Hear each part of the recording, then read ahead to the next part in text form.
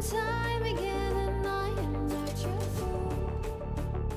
Not this time, 'cause I'm the wiser of us two. I'm the one of like the antithesis of you.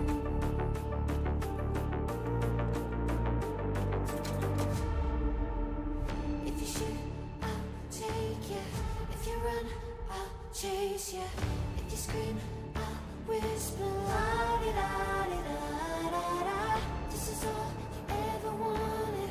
Take it all, you deserve it. This is how we're gonna end it. La di da di da da da. Take it all, you deserve it. Take it all, you deserve it. Giving back the freedom you want to destroy. And my power's way too strong for you, so try. 'Cause you can't dominate and know will you survive. And not this time, 'cause I'm the wiser of us two. I'm the one of like the antithesis of you. The fire in my heart will only grow. If you shut the gates, I'll burn them down. I am 1,000 steps ahead of you.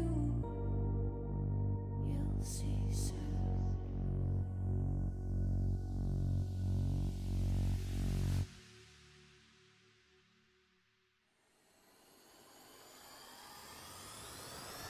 If you shoot, I'll take you. If you run, I'll chase you. If you scream, I'll whisper la di da di da da da. This is all you ever wanted. Take it all, you deserve it. This is how we're gonna end it. La di da di da da da. If you shoot, I'll take you. If you run, I'll chase you. If you scream, I'll whisper la di da di da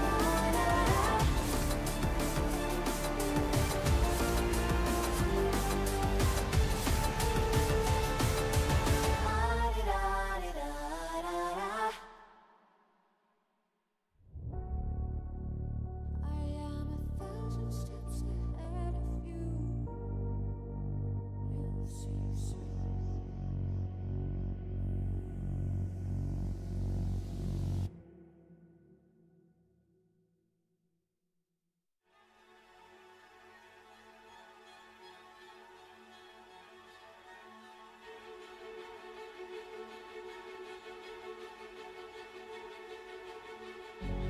This world is slowing down.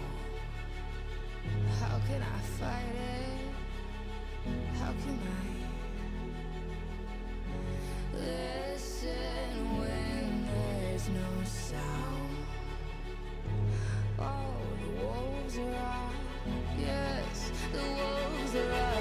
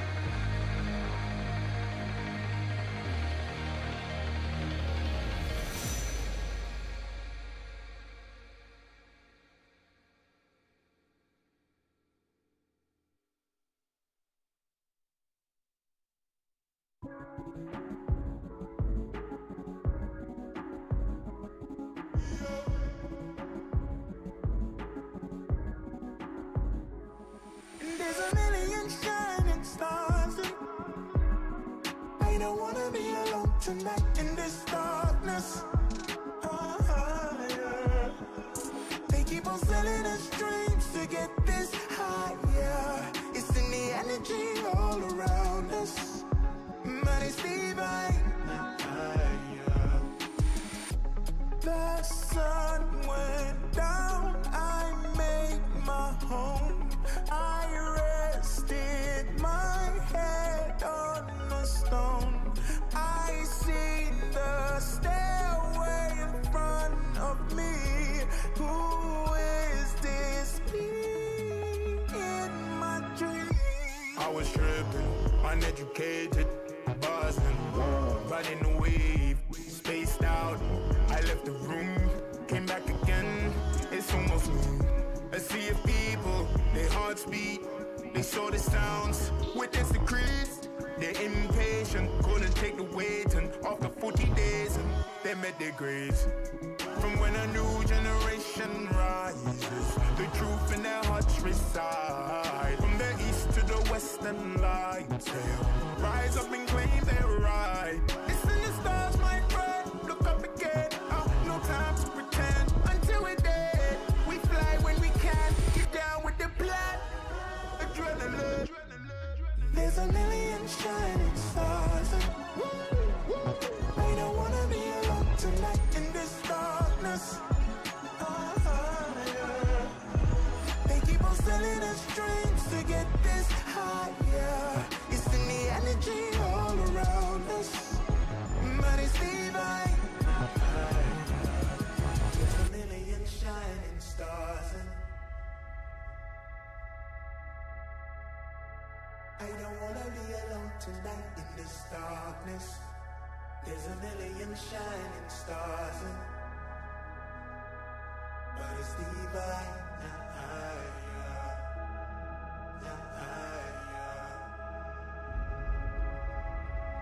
They keep on sending us dreams, dreams. It's in the energy all around us, all around us, all around us.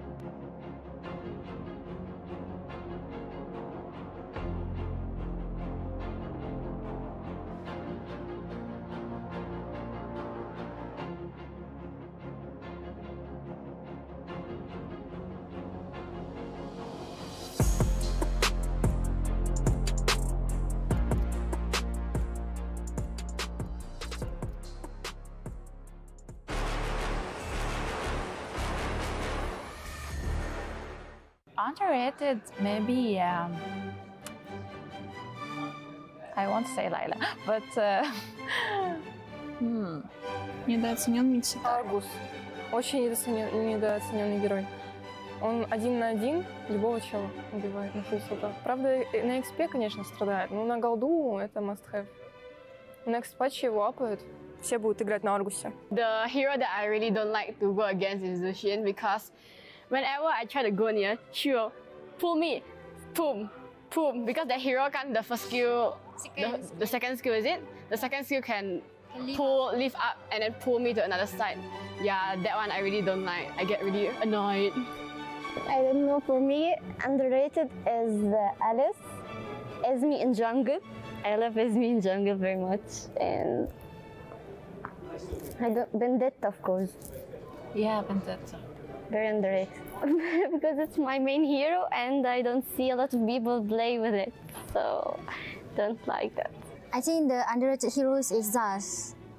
Because he's good. Yes. Because in Malaysia, we rarely use it. But when I came here and then I tried to play rank and then people all ban Zaz. Yeah, ban Zaz. They respect ban her. Yeah, but in Malaysia, we don't ban any Zaz. Yeah. Но Дариус считается самый сильный лайнер за счет того, что он берет соло перк, фулл и погнал. Вторым скиллом шотает любого персонажа. Ну, типа, это можно задолжить, если быть умным.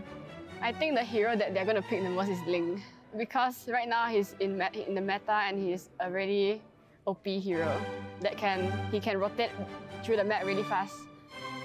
Yeah. I think the most hero that people will pick is Terizla. Because he is too overpowered in right now, meta.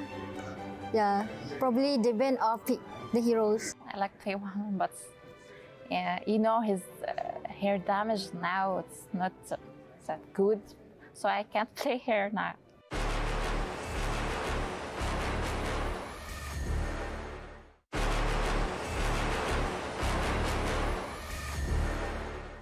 There was an event where they show us the hours that we played, and I think I has more than 4,000 hours. 4 года и 451 звезда. This month July, right? We started training. We trained from 11 a.m. to 12 p.m. 12 a.m. Это я не играю на ранг. My rank is Mythic Glory. Мифический бессмертный. Highest immortal. More chat. We take honor because we're training heroes. Then we lose, it's okay. We're just training. Usually if I don't have classes, I usually play at night only. Usually after studying or something, we decided what hour we should play and then we play.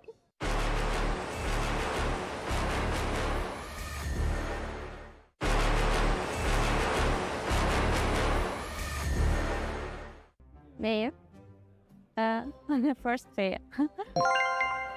Mia. That Zarius ulti. no, that's Mia's Oh, Mia. first skill. Second skill. It's an item, the blood wings. Blood wing. Это крылья королевы. Blood Lines. Крылья королевы. Крылья королевы. That wings. Yes, blood wings. Atlas second skill or first skill? First, Lalo second skill. Атлас. It's второй скилл Атласа. Второй скилл Атласа, да.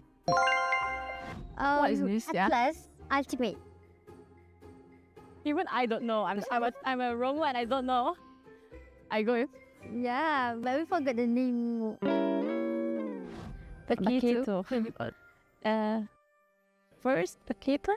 I think first Paquito. Maybe. Because Ой, это Paquito. Пакито. Второй скилл усиленного. Paquito. Paquito third skill. it's the item that gives HB. I don't remember its name. But it's half immortality.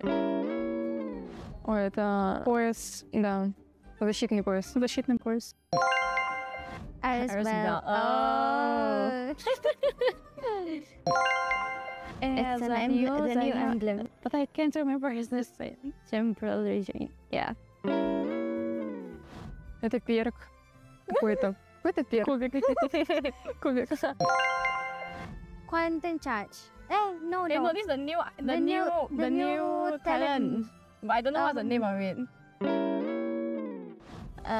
Florian. What about Florian Bessep. Yeah, это флорин? Пассивка флорин. Yes. Пассивка флорин. Oh my goodness. Florian. Florian.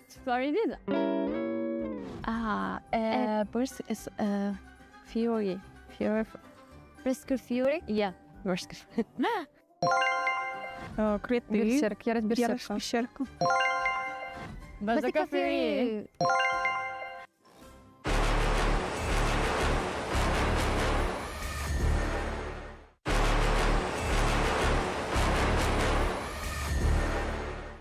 Our team is actually a pretty new team.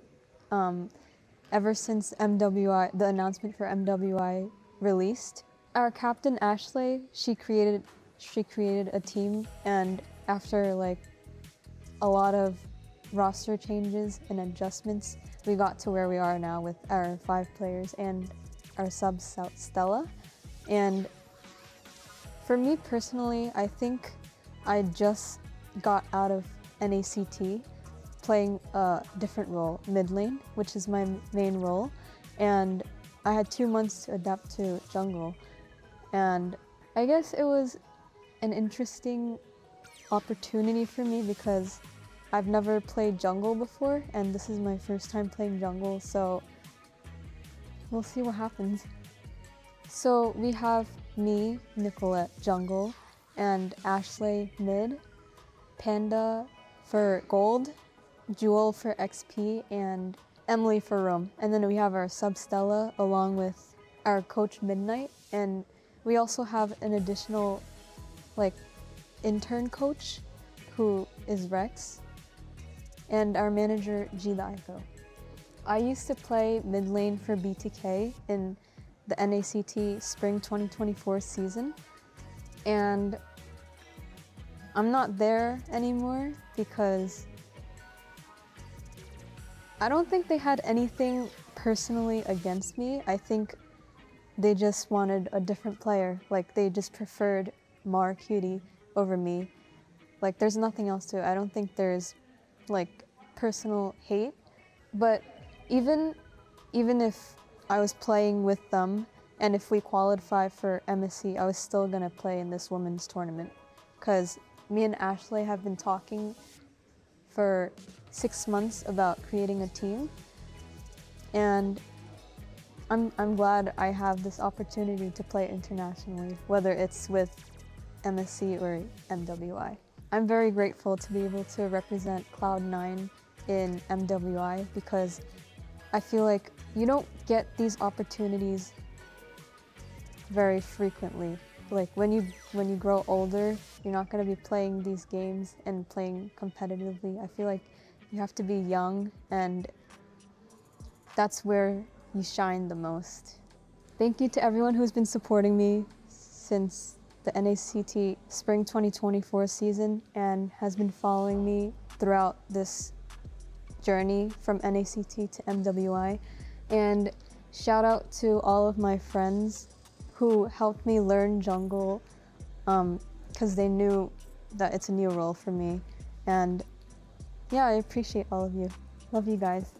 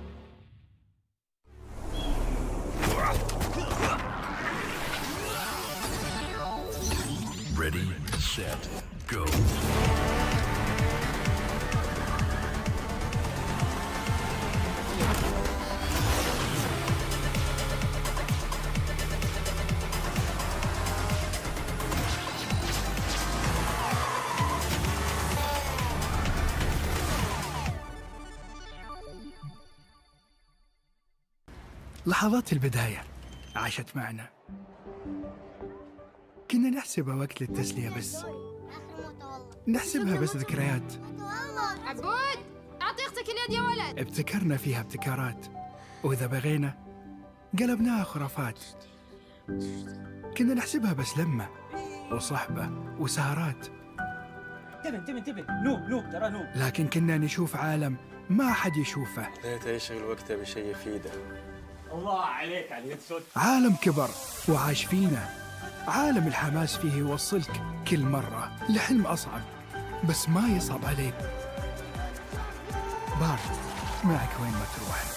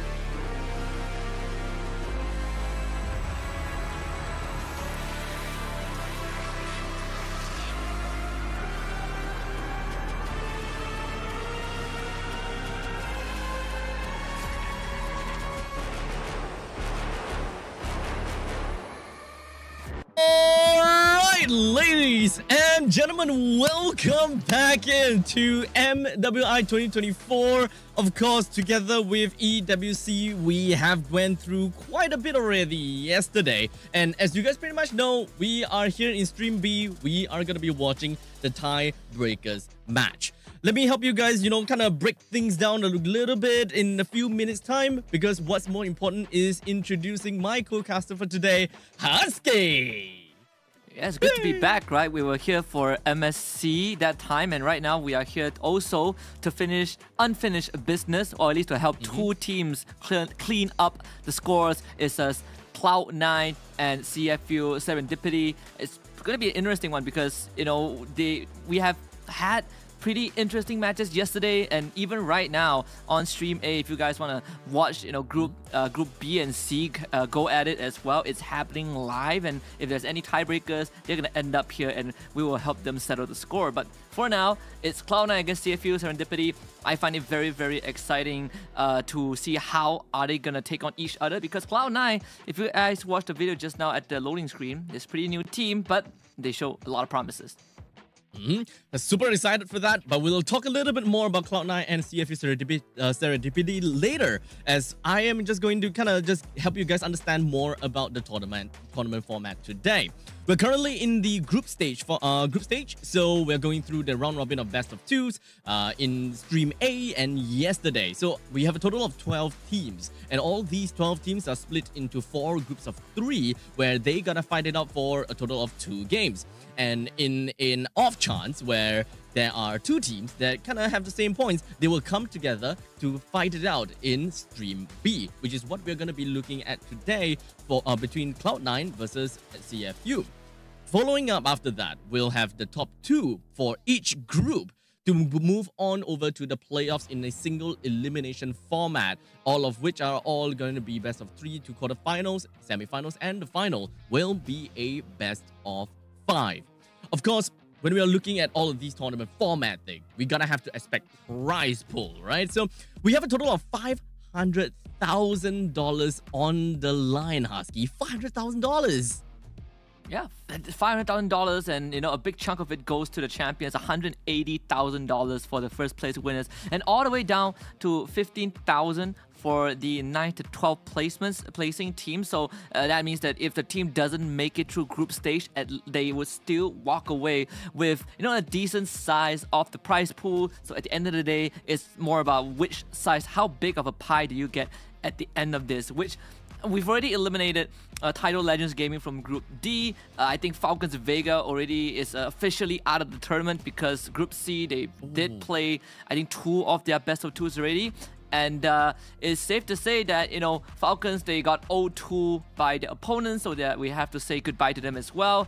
But for this one, this tiebreaker is we are going to say goodbye to either CFU Serendipity or Cloud9 by the end of it. And I personally feel like, if there's anything we learned from yesterday's best of 2 between these 2 teams, is that they show a very, very vast variety of hero pools, which we'll get into in a bit, because all this culminates into the club championship format. There's a leaderboard because every single win, every single trophy that you bring back home counts into this, with Team Falcons right now in the lead with 2 championship titles, one in Call of Duty Warzone and the other in a recently concluded Free Fire.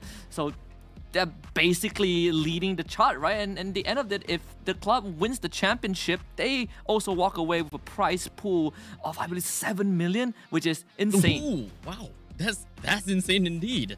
So you guys can pretty much understand that here in EWC, having club the club ranking is super important. And as you guys can tell, some of these clubs doesn't necessarily have to win in the championships. That way they will still be able to get a good amount of points for themselves. For example, for Team Liquid, with a total of 1,150 points to their club already, despite not having a championship title just yet. So there will always be vast changes to this ranking system, or rather to these ranking list. And as the day goes by, weeks, and perhaps after a few months, we will have the final tally of who is the best club by the end of EWC. But speaking of best, though, I do want to talk a little bit more about who are potentially going to be the best teams here for the MWI, because we're gonna have to break things down a little bit as to what has happened thus far. So Husky, walk us through this. Yeah, I mean, very straightforward. For Group A, Falcons Vega, they are qualified for the top 8 for sure. We're looking at Cloud9 against CFU Serendipity in just a little bit. For Group C, Xeno Lilies and Victory Song Gamers, they are just trying to duke it out to see if a tie is ever going to happen, but they are guaranteed top 8 as they have eliminated Team Falcons Mina.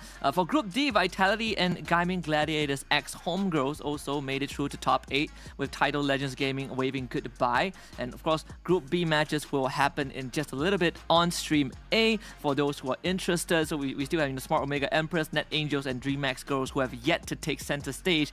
Plenty of games lined up, and I'm already noticing some very unique showings from some of these teams. I saw, I think Jushin was picked, and by the way, Jushin is available for MWI, so that does shake things up a little bit. The last time that we saw in MSC, we didn't manage to see Jushin. So coming into MWI, we're able to see that. I'm super excited and stoked to see what this annoying wishing lantern person will be able to, cause what kind of pandemonium in the battlefield itself. Now, you guys may be wondering, what's going on in Stream B? So let me walk you guys through this. We have this one game. It might just be one game, but you know, it's one of the most important games for these two teams. It decides whether you make it through group stage and get into playoffs, and it also decides the size of the prize pool that you potentially can leave the tournament with, right? Loser goes home with only $15,000, but if you make it through, then you guarantee yourself, you kind of raise the bar a little bit. But these two teams, they did tie with each other yesterday in that group stage, and looking back at the results, it was the average game length for these two goes around 17 to 21 minutes, and like I mentioned, right, they have shown an incredible vast hero pool, and the craziest thing is that in both games you rarely see duplicates on both sides. It really felt like these teams are of different personalities, and I wonder if it's going to be the same going into the best of one later on.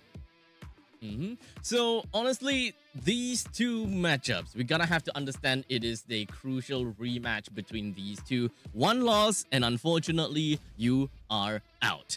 So let's take a look at who is going to be representing this best of one game for CFU Serendipity. We do have Moshibang, Tegami, Abi, Yue, as well as Yufendi. And understandably, we have seen how strong they have been going on through, but there will only be one team that moves on over to the playoffs, and it's either them or their competitors, which is going to be Cloud9. Absolutely, and this is going to be the last time one of them holds on to that key for Cloud9. We have Jewel, with Nicolette, with Caesar, with Ashley, and CXZ Panda. Also, again, like I mentioned, right, this is a pretty new roster. I believe it was formed towards the end of June, so barely just a month old in terms of lineup. But behind the scenes, I believe Nicolette did talked about it, that she has been in talks with Ashley, that she's going to play for MWI, they're going to build a team.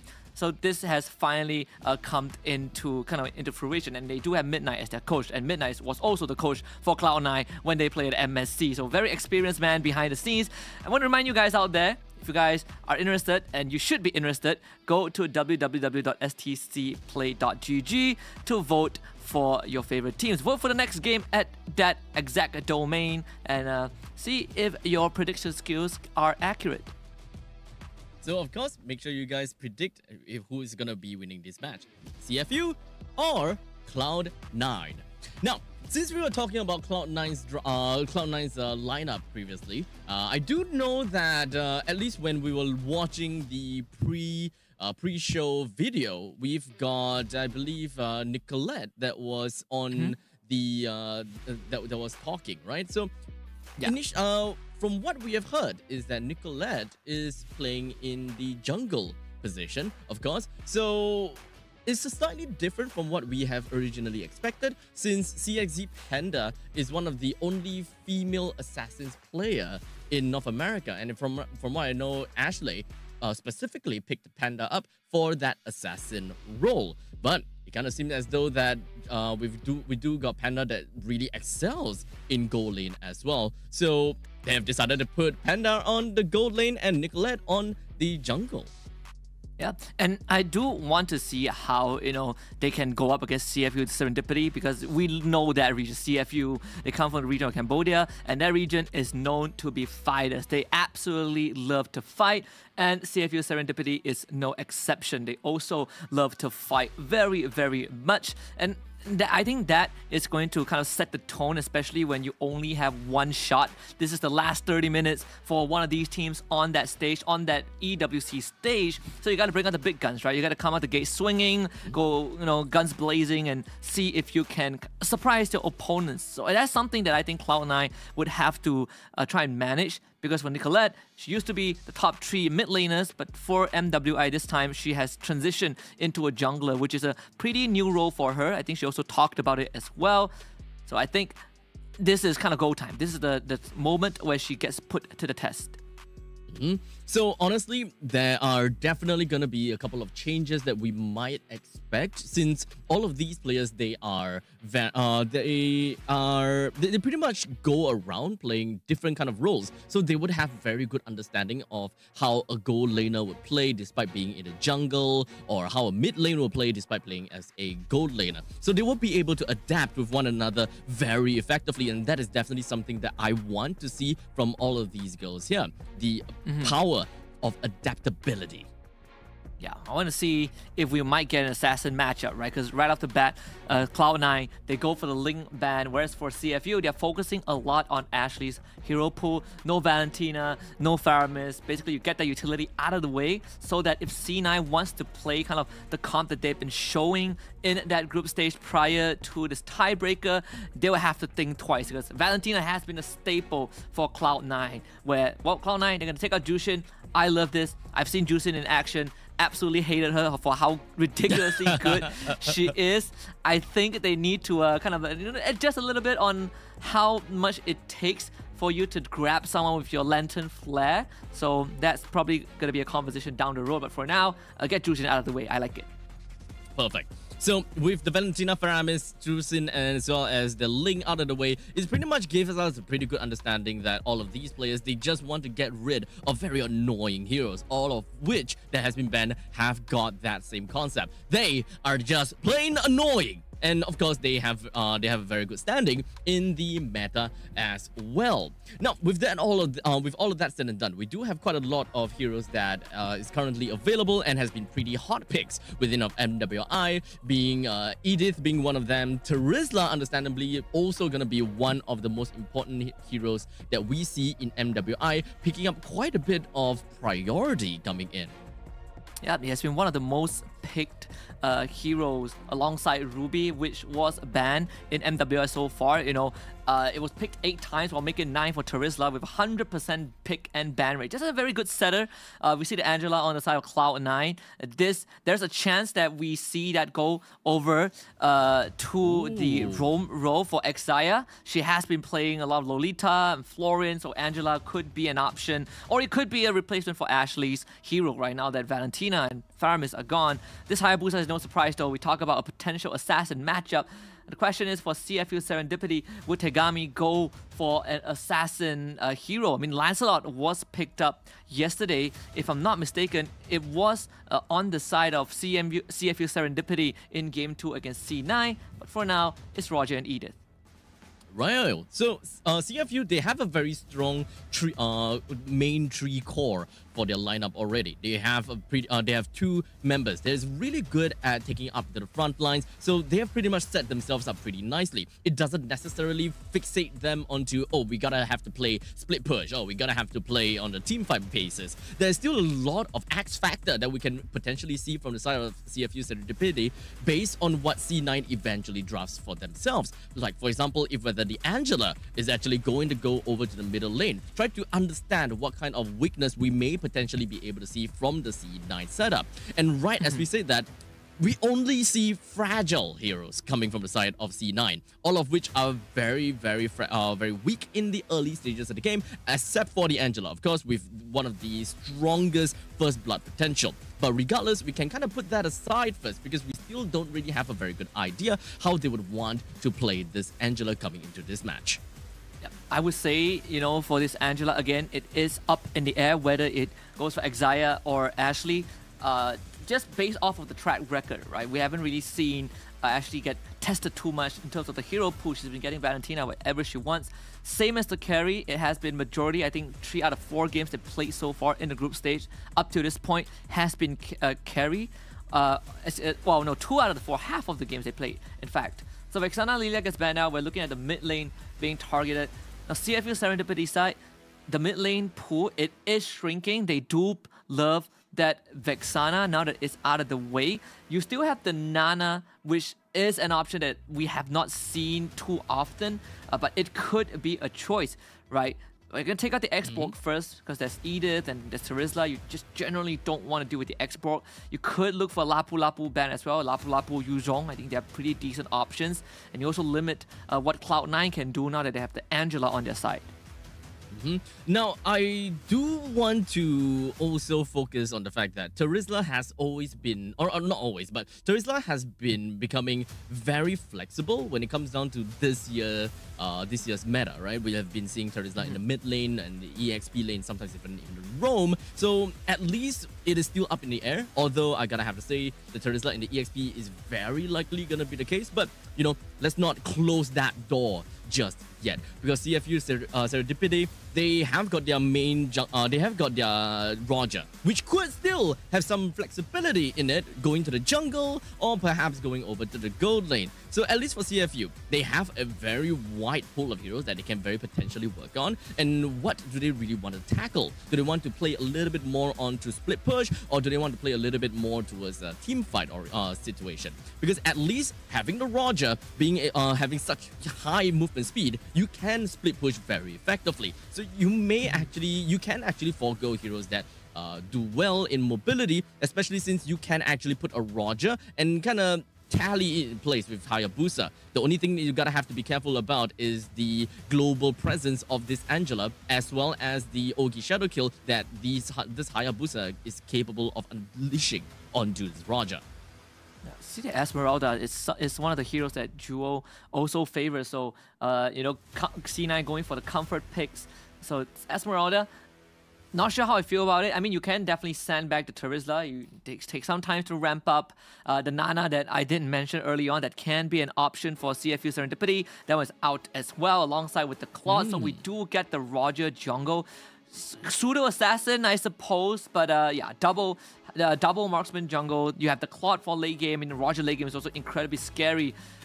I love the CFU lineup. I think right now it's very well rounded, decent crowd control, great damage, great setup. For Cloud9's side, I think you might have to put this Angela mid, right? You need someone in that roam role. You need Exia to kind of have a hero that can set things up for you. Maybe like a Tigreal or a Minotaur. If you put this Angela in that roam, I think that mid laner has to be someone with an explosive power, which I don't really see too much of right now. Perhaps a Novaria or Farsa. There we go. So we get the Grok for the side of C9. Love this a lot more. So Ashley is going to get the Angela mid unless they play the Grok mid, which seems like it. Oh, okay. That could be interesting.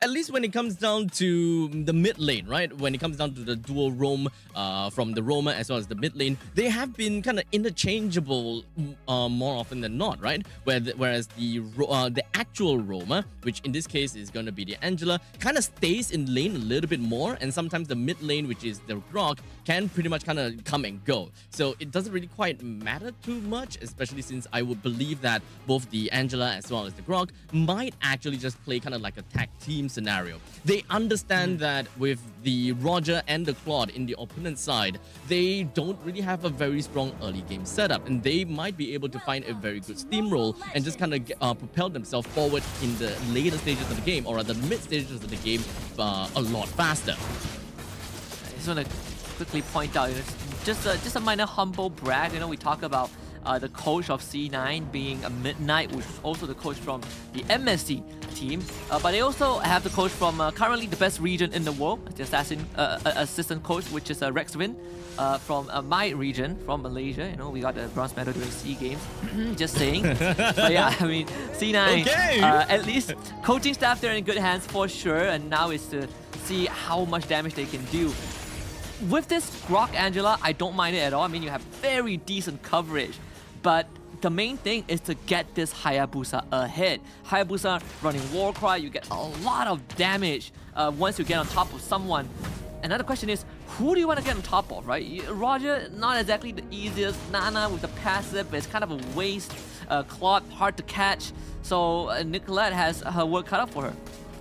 Yeah, I mean, it's kind of tough to kind of really understand who you really want to go for, but understandably, once you have a good amount of farm, you may actually be able to prioritize the right heroes more than not. As we can see, Nicolette is actually throwing out the shadows, just targeting onto Abby pretty early into the game, both of which Nicolette as well as Abby's HP doesn't seem to be all that well, but Hayabusa immediately makes his way back down to the bottom lane and might potentially want to look for some very thirsty kill down in the bottom lane onto the Claude, since the trade between Panda and Yui Fendi seems to be actually kind of a stalemate. Yeah, Panda has to take the recall. Well, Nicola tried to hide in the bush, but it was spotted out by the minion wave. So 2 flickers out from CFU Serendipity. Yui wants to go for an engage, but a bit too fast. I'm gonna try and gank top side, but yeah, Teresa is gonna be fine. No kills will come through, at least not for now. Yeah, very small little micro plays coming from the side of Jewel, just ensuring that the Nana is just going to be pushed all the way back, just so that the final EXP from the wave doesn't give this Nana level 4. So this would definitely be able to help Cloud9 secure this turtle a lot easier, since the mid laner, which is Nana, gotta have to stay in the middle lane to get himself level 4, or rather herself level 4 a lot longer. In the meantime, Ashley did manage to get a really nice wall charge collecting down the Moshi Bang, but the Yue did manage to get himself a kill onto Ashley, followed by Jewel. So Tagami just rolling on through and clawing right onto Jewel as well as Ashley, giving CFU a way better start than I originally expected. One of the things that Cloud9 is going to face for the majority of the early phases, that where's the damage, right? Like, they don't really have the amount of damage that CFU has, where Nana, Eden, Terizla, Roger, they all hit like a truck. But for Cloud9, you have majority of the damage comes from your Hayabusa. Everyone else is a utility. CXZ Panda needs a lot of time to ramp up. Jewel needs items as well, but if you want burst, you don't really have it, and that's why CFU Serendipity kind of won that team fight and giving Tagami and Yui a 1 kill each. I think that one of the biggest value that CFU can take in the early stages of the game would be Moshi and Yui's sustainability, right? They are tanky enough to be able to soak in a lot of damage while being very strong bruisers, especially since Yui, she can just soak in all the damage, and once she breaks out of Phylax, all the HP can come back to her almost immediately and pretty effectively as well. So you can't really look down on the power of Edith in this matchup at all. In the meantime, Cloud9, they don't necessarily have heroes that is very sustainable per se. They are durable, sure, when it comes down to Ashley as well as Jewel, but Jewel is all about the shields. It takes time for Jewel to even be able to grab all of these shields away from the members of CFU, but the power of burst is what CFU have got at this point in time. In the meantime, a really good knockout coming from the side of Ashley, while the rest of the team fight coming from CFU is just going to be bursting right out. Ashley all the way in the front. That is going to be one man down from the side of Cloud9 again, as CFU very effectively and very methodically takes one person down. That's the second death for Ashley. What do we say, right? This team from Cloud9, this composition just does not have damage. We saw the attempted engage, a flicker wild charge hitting on the 2 people, but only Nicolette was able to do damage, and they don't even get Yui Fendi up top. I suppose they could at least take the turret. Turtle did go over to CFU. Cloud9 is very obvious what the idea is going to be, or who the damage dealers are. Early to mid, Nicolette's Hayabusa. Late game is all going to be the carry, but getting out of this mid to late game is going to get tougher and tougher, especially when these skirmishes are so one-sided.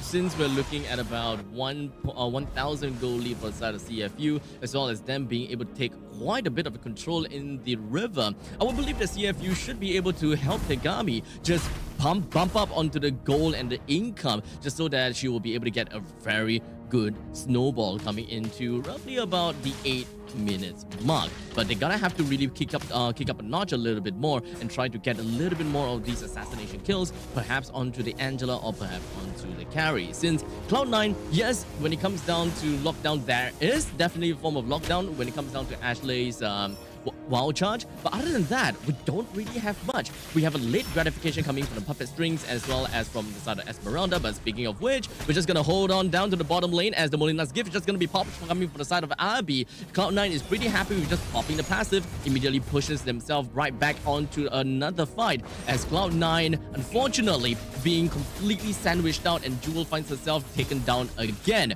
But Nicolette responds all the way to the top lane, managed to bring Yui Fendi down, and this will effectively help Panda unlock herself and being able to bring down the first defense turret in the top lane. Finally, so much cross-map plays, right? They just saw Nicolette down bottom. getting Nana's passive out and then suddenly showing up top to kill the Claude. That is great. At least some salvage for Cloud9. They're actually not too far behind, just 900 gold deficit. Third turtle coming up on the bot side for CFU Serendipity. I think Cloud9 might have to consider giving it up unless they can somehow get a good pick, because Tagami is starting to get quite scary, right? 2-0-1 with that war cry on her as well. So those burst damage that this Roger can dish out cannot be underestimated, even with the hard guard. So with the turtle currently down onto the side, onto the bottom side, CFU have got themselves a pretty good priority on top of that. So they should be able to hold down onto the turtle a little bit longer. Since Cloud9, they don't really have anyone that can kind of hold on to the turtle for an extended period of time, or sorry, Lord, for an extended period of time in the latest stage of the game. CFU will be able to get themselves in a pretty good spot. As such, they bring Ashley down, as Ashley is a little bit too far away from the main bodies of the side of Cloud9. As such, CFU with the numbers advantage, they're just going to be going all the way in, with Yui Fendi just holding on with the Blazing Duet. Dealt a good amount of damage, but for now, we're just going to be focusing on Panda. They effectively managed to bring down the Terizla. So Cloud9, they have the upper hand at this point in time, with Nicolette completely at full health. That was all Jewel and CXZ Panda duo able to buy time, but most importantly, the carry getting free reign to do damage, and the crowd control! Nicolette getting caught by Yui's onward just as she uses the quad shadows to engage. What timing from this Edith to get that punish, but still Cloud9 getting the remaining tier 1 turrets, and just in time for Lord to spawn. Slowly but surely, Cloud9 is still on the front seat, despite actually losing quite a bit of these kills. As you can see from this from the scoreline, we've got 6 kills for CFU and 2 kills for Cloud9. Yet when it comes down to the income, Cloud9 was actually leading for a short few seconds until now, where CFU has managed to catch up just by a tad bit of a 400. Shy be a 400, and that's completely fine in the hands of Cloud9. But the priority of this current turtle is still going to go over to the side of CFU, and it doesn't seem like Cloud9, anyone is ready here. It doesn't seem like Nicolette is anywhere around to actually deal with the Lord. As such, it's a free Lord on the side of CFU. Yeah, they just give it away. I guess for Cloud9, I mean, they can afford to defend for sure. It's just the first Lord, 9 minutes in, not too big of a deal. Okay, as long as this carry comes online, as long as this carry is well fed, they will be set for that late game. So completely, all of the members from the side of CFU and Cloud9, they're just huddling up in the middle lane as we do Ashley with a flicker right through in the middle, but it doesn't seem like it did manage to do too much. Ashley with the conceal walks away. Now just going to be leaving Panda in the front lines, but fortunately Panda walks away, still alive, while CFU is still going to be pushing onto the advantage and really wants a piece of this turret in the front lines. In the meantime, the Ogi Shadow Kill just going to be popped right out. Nicolette no longer have got any elements to work with on an assassination on the sidelines. But now, the main thing is for the side of CFU, they got the attention from Cloud9 and bottom lane pushed up pretty darn hard. Still want to do this. I think they can push the turret. Now, the Lord has been slain, so unfortunately for CFU, tries they made, it cannot get through that mid-tier 1. Cloud9 should be able to defend this. Glowing one was purchased by Exia, so some extra damage, some extra healing. Jewel gets gone on, but should be fine, as the Esmer is an Esmer after all. So overall, I mean, Cloud9, all things considered, they defended their base quite well. I mean, they did lost the bottom tier 2 thanks to the Lord, but mid-tier 1 still remains. The fight just now was quite eventful, right? The sideways flicker wild charge from Ashley to work with Nicolette were not able to get the kill. The point blank penalty zone missed by Moshi Bang. That could have been a takedown onto CXZ Panda, but that did not happen. So a lot of events that led us up to this stalemate. Cloud9 catching up in terms of net worth, and I dare say, you know, because of all these close calls, Cloud9, they're gonna eventually reach that critical mass, and that's where CFU Serendipity will have to be a bit more careful setting up for the second Lord up on that top side. CFU definitely showed that they are very eager to fight, and they are bold when it comes down to all of these fights. Very confident, if you ask me. But unfortunately, there have been too much times where Cloud9 managed to outmaneuver CFU when it comes down to the macro gameplay. As you can pretty much see that there is already a total of 3 turrets in the top, bottom, and middle lane combined, taken down. So at least when it comes down to taking the river control, Cloud9 definitely have got a way better spot since their middle lane first hit defense turret is still standing tall. Cloud9 did a pretty good job keeping that turret up, to be honest. Yeah, absolutely. I mean, even for Serendipity, right? They actually have a pretty decent siege comp. You know, you have the Claude, you have the Roger, but Ashley, despite going down 3 times, has been doing a great job of just sandbagging CFU. Every single time they walk up, you just build a Nature's Barrier, make sure that you stall out the minion wave. This could be a kill. Oh. Yep, with Ashley popping right out with the wild charge, and now we even got Esmeralda just hoping that we'll be able to follow up on the Moshi Bang, but the rest of CFU, they were ready, very much ready to come into the aid of Moshi Bang and ensure that Terizla is safe and sound. Also, overall, we're starting to see this carry really hurting. That was your front line, by the way. That was your Terizla, the guy with the body of a Smith, who was supposed to be an impenetrable wall and almost went down in a few seconds thanks to this carry's true damage. So this Raw Dance is going to get a bit deadly. Esmeralda Duo is going to throw her body every single time she has Purified online, but CFU wants the Lord.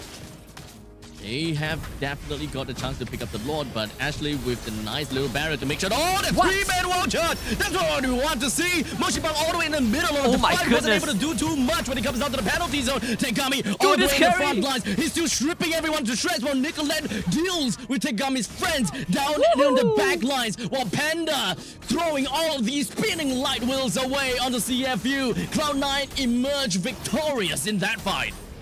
Yeah, and finally Ashley, with all of her previous wild charge, we say even though they lose the fight, she has been getting some great multi-target wild charge with this Grok, and that one was the perfect one, hitting 3 people at once. You see, CFU, they wanted to retaliate, right? Yui instantly responds with her own Flicker Earth Shatter to stop this carry, to break that momentum, but Cloud9 was just too strong. CXZ Panda came online with the help of Xayah's Hard Guard, absolutely just shredded the front lines of CFU. You look at this STC replay.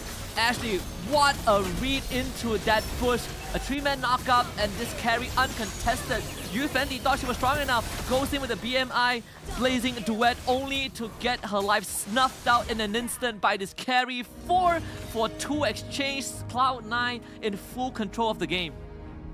With that all said, Cloud9 now has a total of about 4,000 gold lead on top of CFU. How big of a change a single team fight could just spin over to the side of Cloud9. And with the Lord now running down in the middle lane, preparing to pillage all of CFU and whatever that they hold on dear. As he charges on to the middle lane inhibitor, brings it down almost immediately, while the top lane and the bottom lane are shoved up pretty nicely too. Cloud9 now reserving their energies just a tad little bit, make sure that they do not go and overextend themselves, and all they want is objectives to bring down the top lane inhibitor turret, while Nicolette have got other plans in her mind. Immediately went for the assassination onto Abby. That puts 4-person onto the side of CFU. Cloud9 definitely have got a numbers advantage now. Nicolette is not going to be stopping with all of these assassinations, as you can see, constantly going in and out of the fight. Very slippery. Just look at Xayah, she's just hanging back. Watch out for Ashley though, Flicker is back up. So we might see another Flicker wild charge. This could be the final push. Yes, now we do have the wild charge coming from the side of Ashley. It did manage to do a very good job, but unfortunately, it doesn't seem like the damage coming from the side of CFU. No! It's doing much at all! Tegami went straight in and wanted to end the life of Ashley. Put too much time and resources just for the Grok. Moshi Bang now focuses herself down onto Ashley, but still not quite enough. With only 2 members left, Abi as well, Yui Fendi. Nicolette brings Abi down, and the rest of Cloud9, they don't have a crit just yet, but they don't care because the next wave comes right in, and Cloud9 takes the crown for this tiebreaker match away from CFU. CFU Serendipity sent back to the depths of the ocean as Cloud9 soars beyond the clouds. And they have made it into top 8, made it to playoffs. Congratulations to the ladies. What a decisive game, right? It looked close. Look at CFU Serendipity had it all figured out. We have a lot more damage. We take objectives. Well, we can fight you doing early objectives. But First Lord, it was given up by C9. CFU were not able to break the mid-tier 1. And then Ashley the turnaround, the game changer, flicker 3-person wild charge, and then hitting another 4-person wild charge in the base of CFU to really seal the deal. You can really kind of see that Cloud9, they came well prepared, right? And it's such a heartbreak for CFU Serendipity because 3 of the players, Yui Fendi, Yui and Moshi Bang, they finished 5th to 8th place last MWI, but this time their journey cut short, and soon the keys will be crushed as well, and by no other team than Cloud9. It is definitely a heartbreak for our friends over at the side of CFU Serendipity. But Cloud9, they are going to be real happy as they will be able to move on to the playoff stage. This is definitely it's a gritting match, you know. They're going to have to go through all of these nerves and know that their lifeline in the tournament rests on this one single game, on this one single draft. We identified and we saw, hey, where are they getting all their damage from? All of it comes in from the side of Hayabusa. Do they really even have enough time to kind of drag things out or just kind of like propel the income of Carry fast enough for Carry to really come online faster than both the Roger and the Claude? It seems like they managed to find their answer. Yeah, absolutely. I mean, Cloud9, it is a pretty star-studded roster, especially Nicolette. She has a lot of accolades under her belt, right? She has participated in several NACT leagues, has achieved 1st to 3rd place. Even the most recent one, she wasn't able to play the grand finals, but still, right? She was a big part of that NACT squad that led them here, and we did see them perform on the MSC stage, but as much as the MSC Cloud9 didn't make it through into playoffs, at least the MWI Cloud9 will have a shot at glory heading kind of past the gauntlet and into the best of 3s, where you really have 3 chances to prove your worth. So I think this is such a good opportunity for these teams, and I think even more important for Nicolette, right? Switching roles from mid to jungle 1 month before MWI, and after getting benched from the NACT Spring Finals, this is a path to redemption.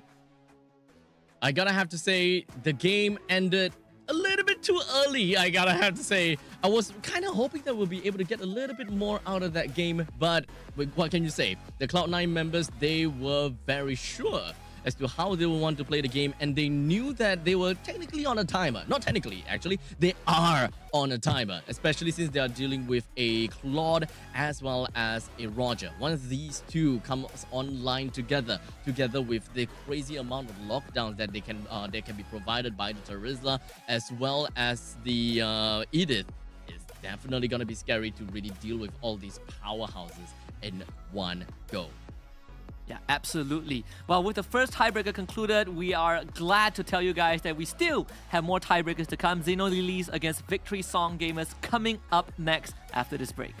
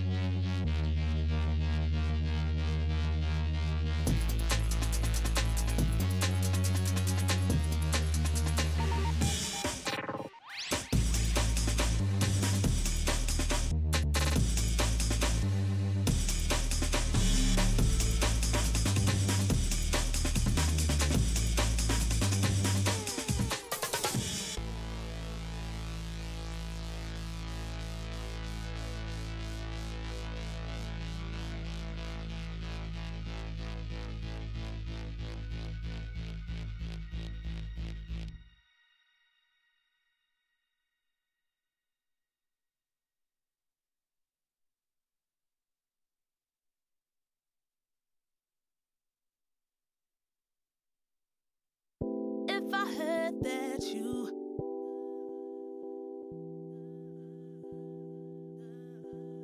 If I heard that you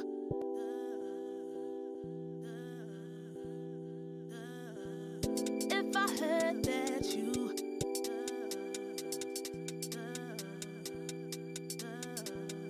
If I heard that you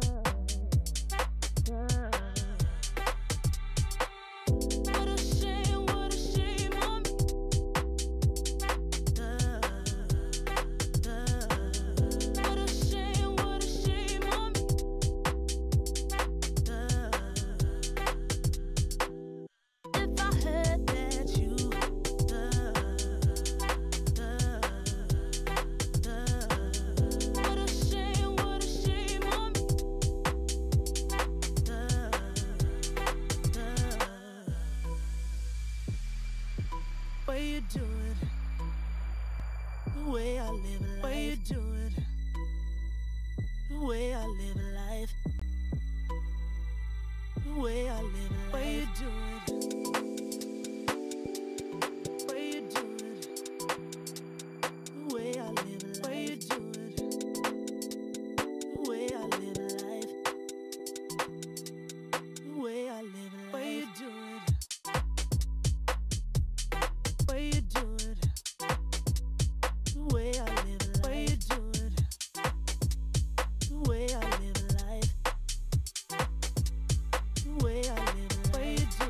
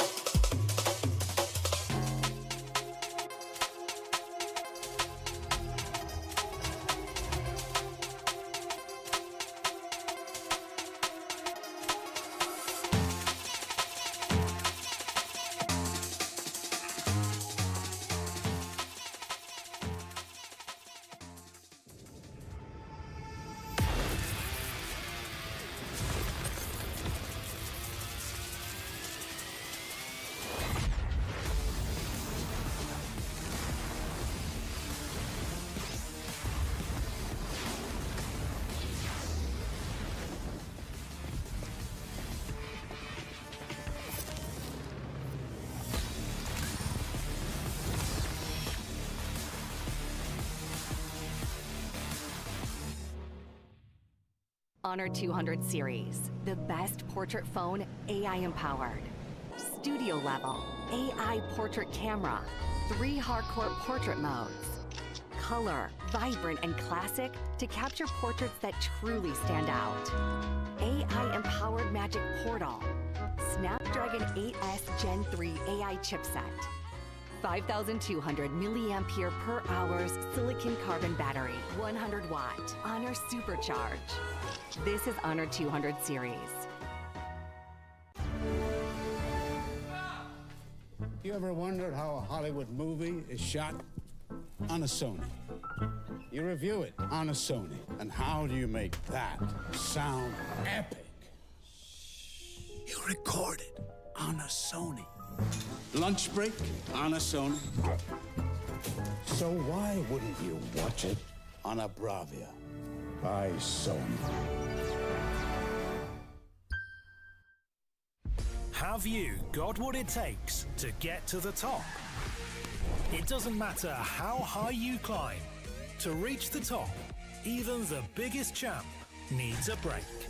So you can recharge, dive back in, and dominate.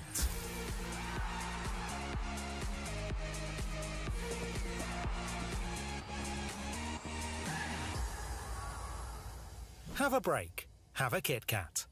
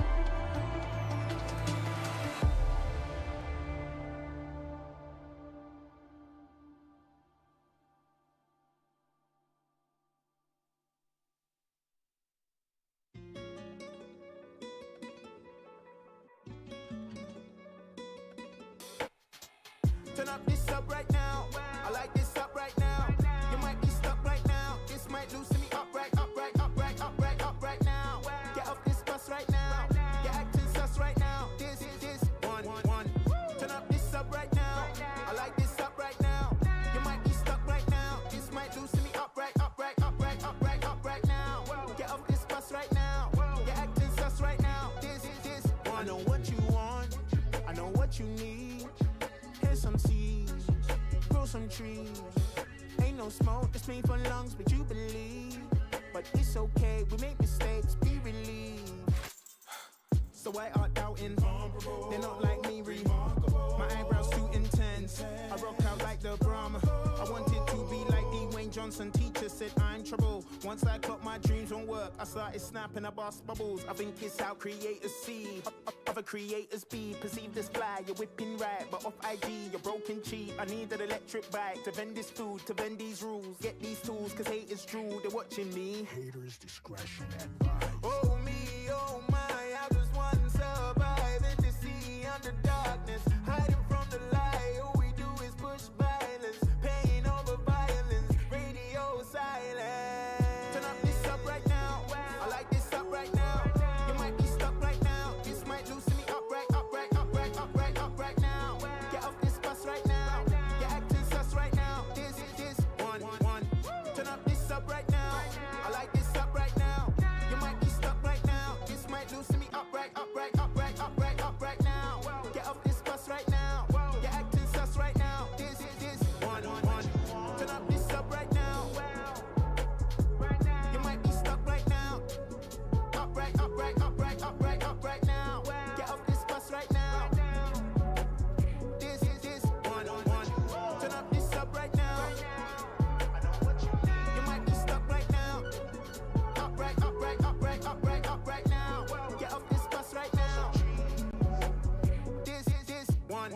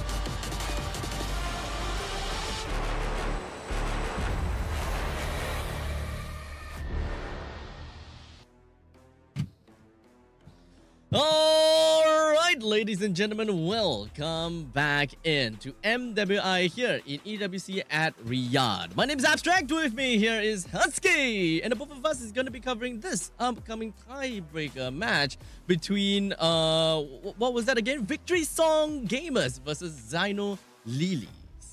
Absolutely. So this is going to be directly from Group C, still fresh out of the oven. You know, it was the last best of two from the Group C matches, and both teams happened to tie. They also gave us the longest game in MWI group stage so far, 30 minutes. 13 seconds with Xenolilies coming out on top. This is going to be very, very interesting because contrary to Cloud9 against CFU Serendipity, this one is not for eliminations. This one is just for the seedings for playoffs. So winners becomes the first seed of Group C, and loser becomes the second seed. So not too big of a deal, but still important if you want to get a better matchup for playoffs.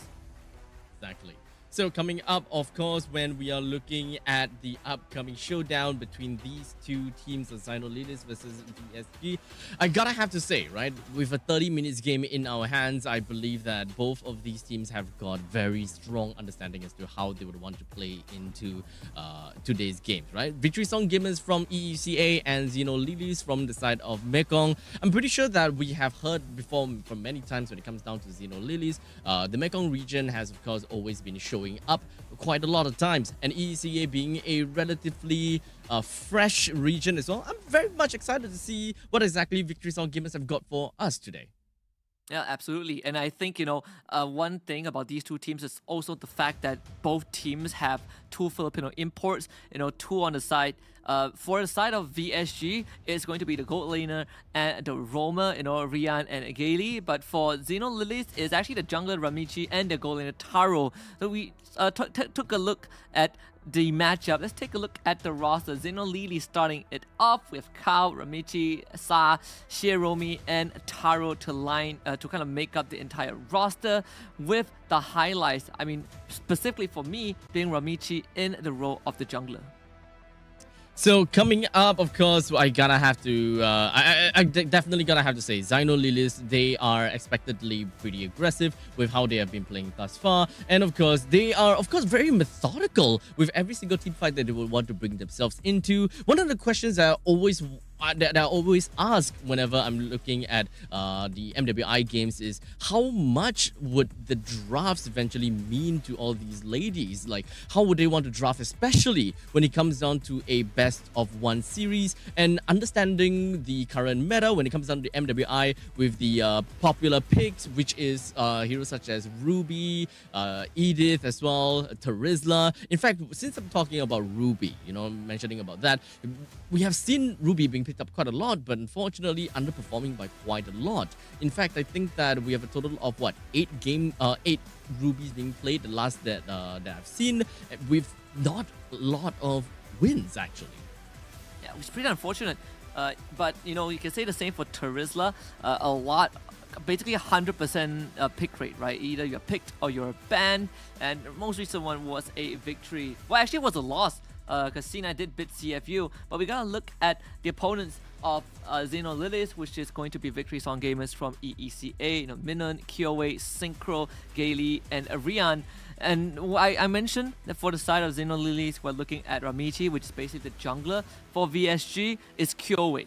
Right? These two are going to be, at least for me, the key matchups coming into this series, especially Kyoe, because I was able to tune into one of VSG's games early on when they went up against Falcons Vega Mina, and she played a insanely nasty Benedetta jungle. So I think we are in for a treat. I mean, whenever you're talking about Benedetta, I'm always just gonna be like off my seat. But whenever I'm thinking about Benedetta, it's always been EXP lane Benedettas, because when it comes down to EXP lanes, Benedetta will be able to shine a lot more when it comes down to, really exerting dominance around the lanes. You want to cut lanes here and there, you want to be in the top lane, middle lane, bottom lane, all at the same time kind of thing. But when it comes down to junglers, Benedetta jungle, yes, you can definitely be able to put yourself into onto the objectives a lot faster. You do have iframes when it comes down to eye for an eye, as well as the electro final blow. But when it comes down to actually putting a lot of presence onto the lanes, that is something that Kyoei was able to really put down into her games, which is something that I absolutely love. Now, speaking of which, since we're talking about heroes as well, I gotta have to say that Ramichi so far has only played 4 heroes in the 4 games with the Hayabusa, Martis, Julian, and Alice, being a what can I say? Being Julian, one of the common pick in various different lanes, with Kyoei in the jungle as well. In fact, Julian has been picked quite a bit, but similarly with not that much of a win rate.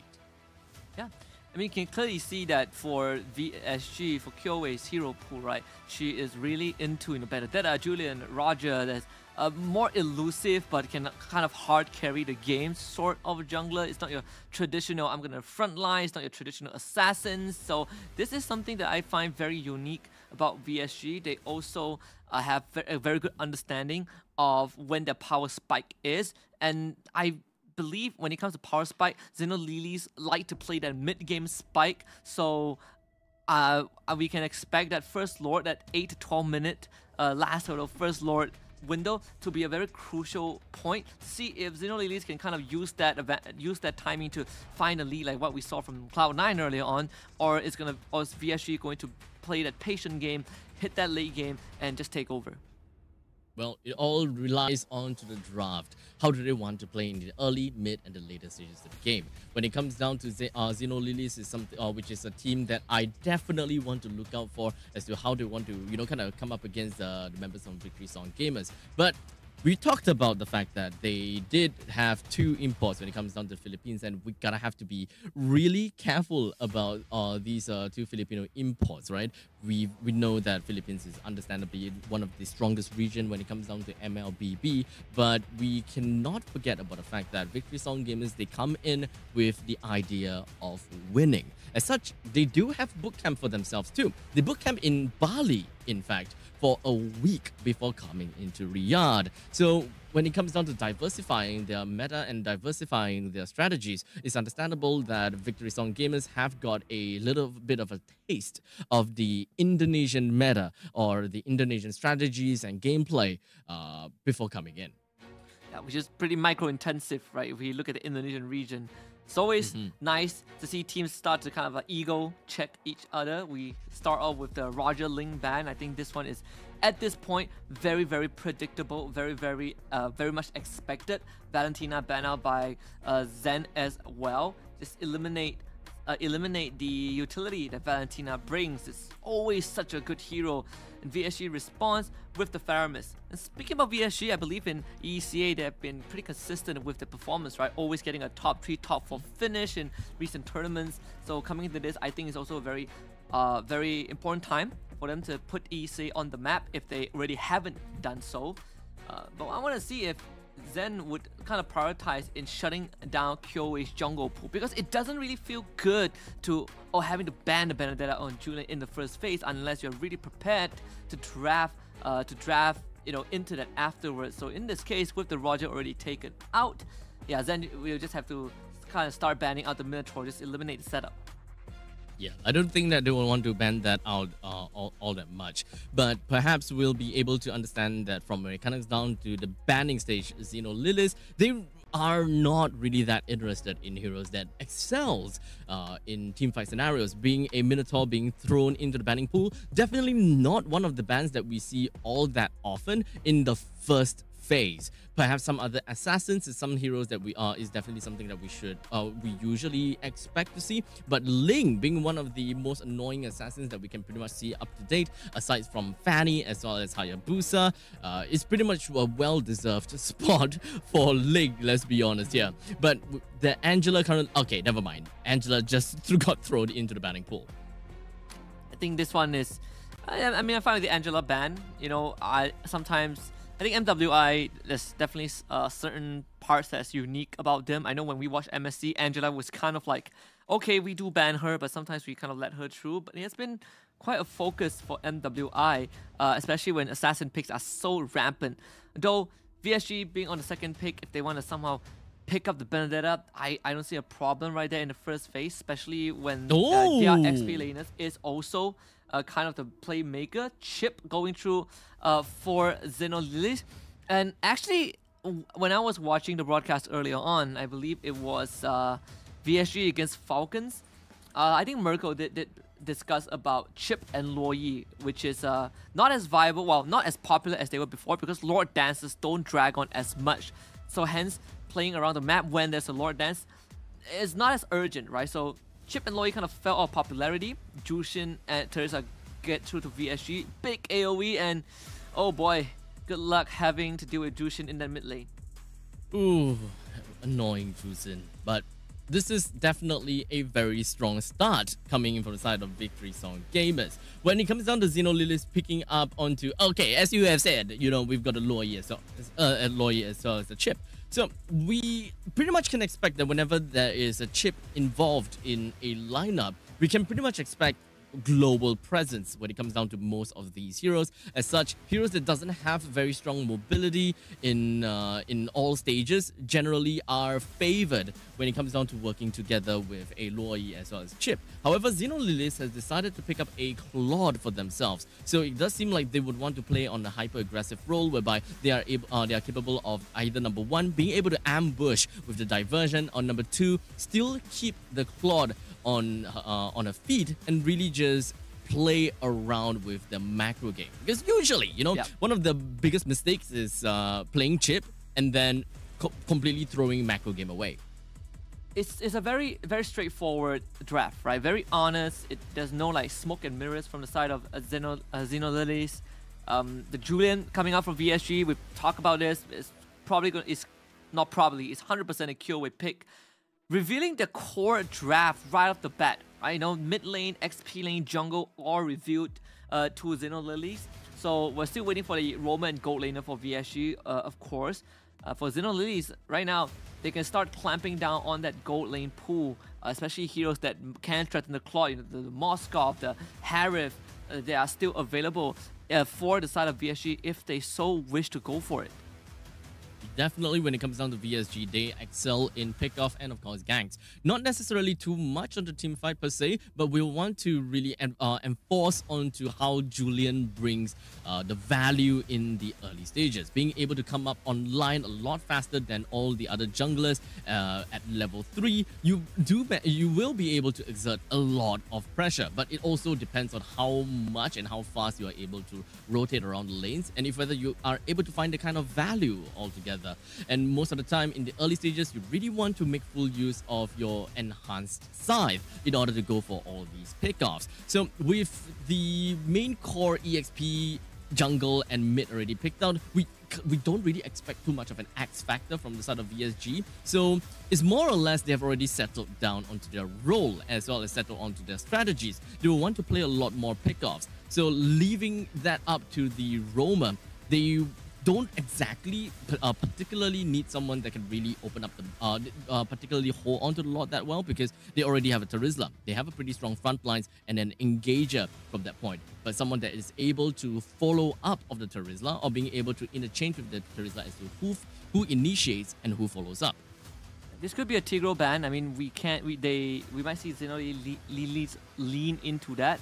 The fact that, you know, they have a Chip, they have a Luoyi, you want to show up to a team fight, and the thing that you fear the most is being caught by big AoEs, which VSG has a good deal of, right? But at the same time, we also talk about they need to protect the Claude, you know, get rid of matchups that might threaten him, Moskov being one of it, and Moskov indeed does get banned out by Xenolilies. So now the Tigro is open for VSG if they so wish to go for it. The fact that there's no more Grok, no more Minor, if you want a big AoE counter engagers, Tigro is your best bet. In that roam row, I mean, you could go for Ruby, Arlet, or even an Edith wouldn't do too bad, but they were gonna keep it for last as they pick the carry. So with the carry picked up, it pretty much solidifies we are going for pickoff. Heroes such as Claude, Franco, Kaja is definitely going to be one of the main ideas that VSG would want to go for.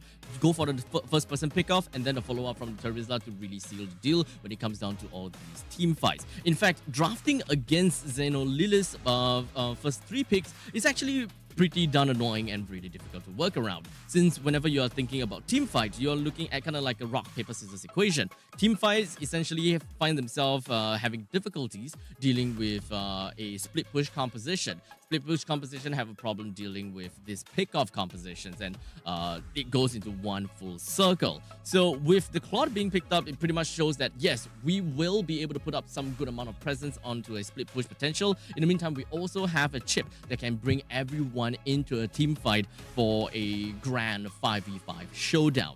With that all said, the final two pick will be the Bane and the Xbox, further solidifying into their fight into a 5v5 team fight from front to back. So much AoE and Pew from the side of Xenolilies, right? You have Luo Yi, Xborg, Bane as well, especially Bane. Like, Carrie and Julian, their range aren't really the longest, the farthest, so if you get hit by a nuclear Bane, Clap Claw Hammer, it just destroys you. But I like this pick from Gailey.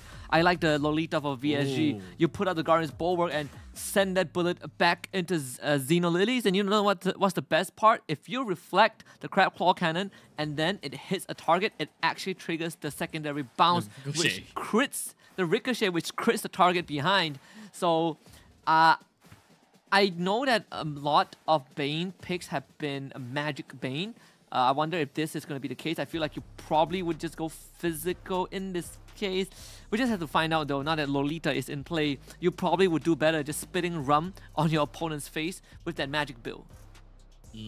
I absolutely agree. When it comes down to the Bulwark, you do not want to get all of that ricochet and of course your baby shark flying right in your face. But I will say that when it comes down to picking up the Lolita, they did manage to answer one of the problems that they would potentially have, and that is the overwhelming amount of damage that Xenolilies will be able to bring up onto the game. However, it's not necessarily a pick that really answers to their lineup. No, they don't really have someone that can really initiate in a single pick-off situation. You don't really have someone that can really lock someone down for an extended period of time. So you really gotta have to rely quite a lot on Luminon Blast as well as the Charizla's penalty zone, which essentially would just focus into a full-out team fight. In the meantime, Synchro being really annoying with that lantern. You can pretty much see just putting so much annoyance onto Sa already.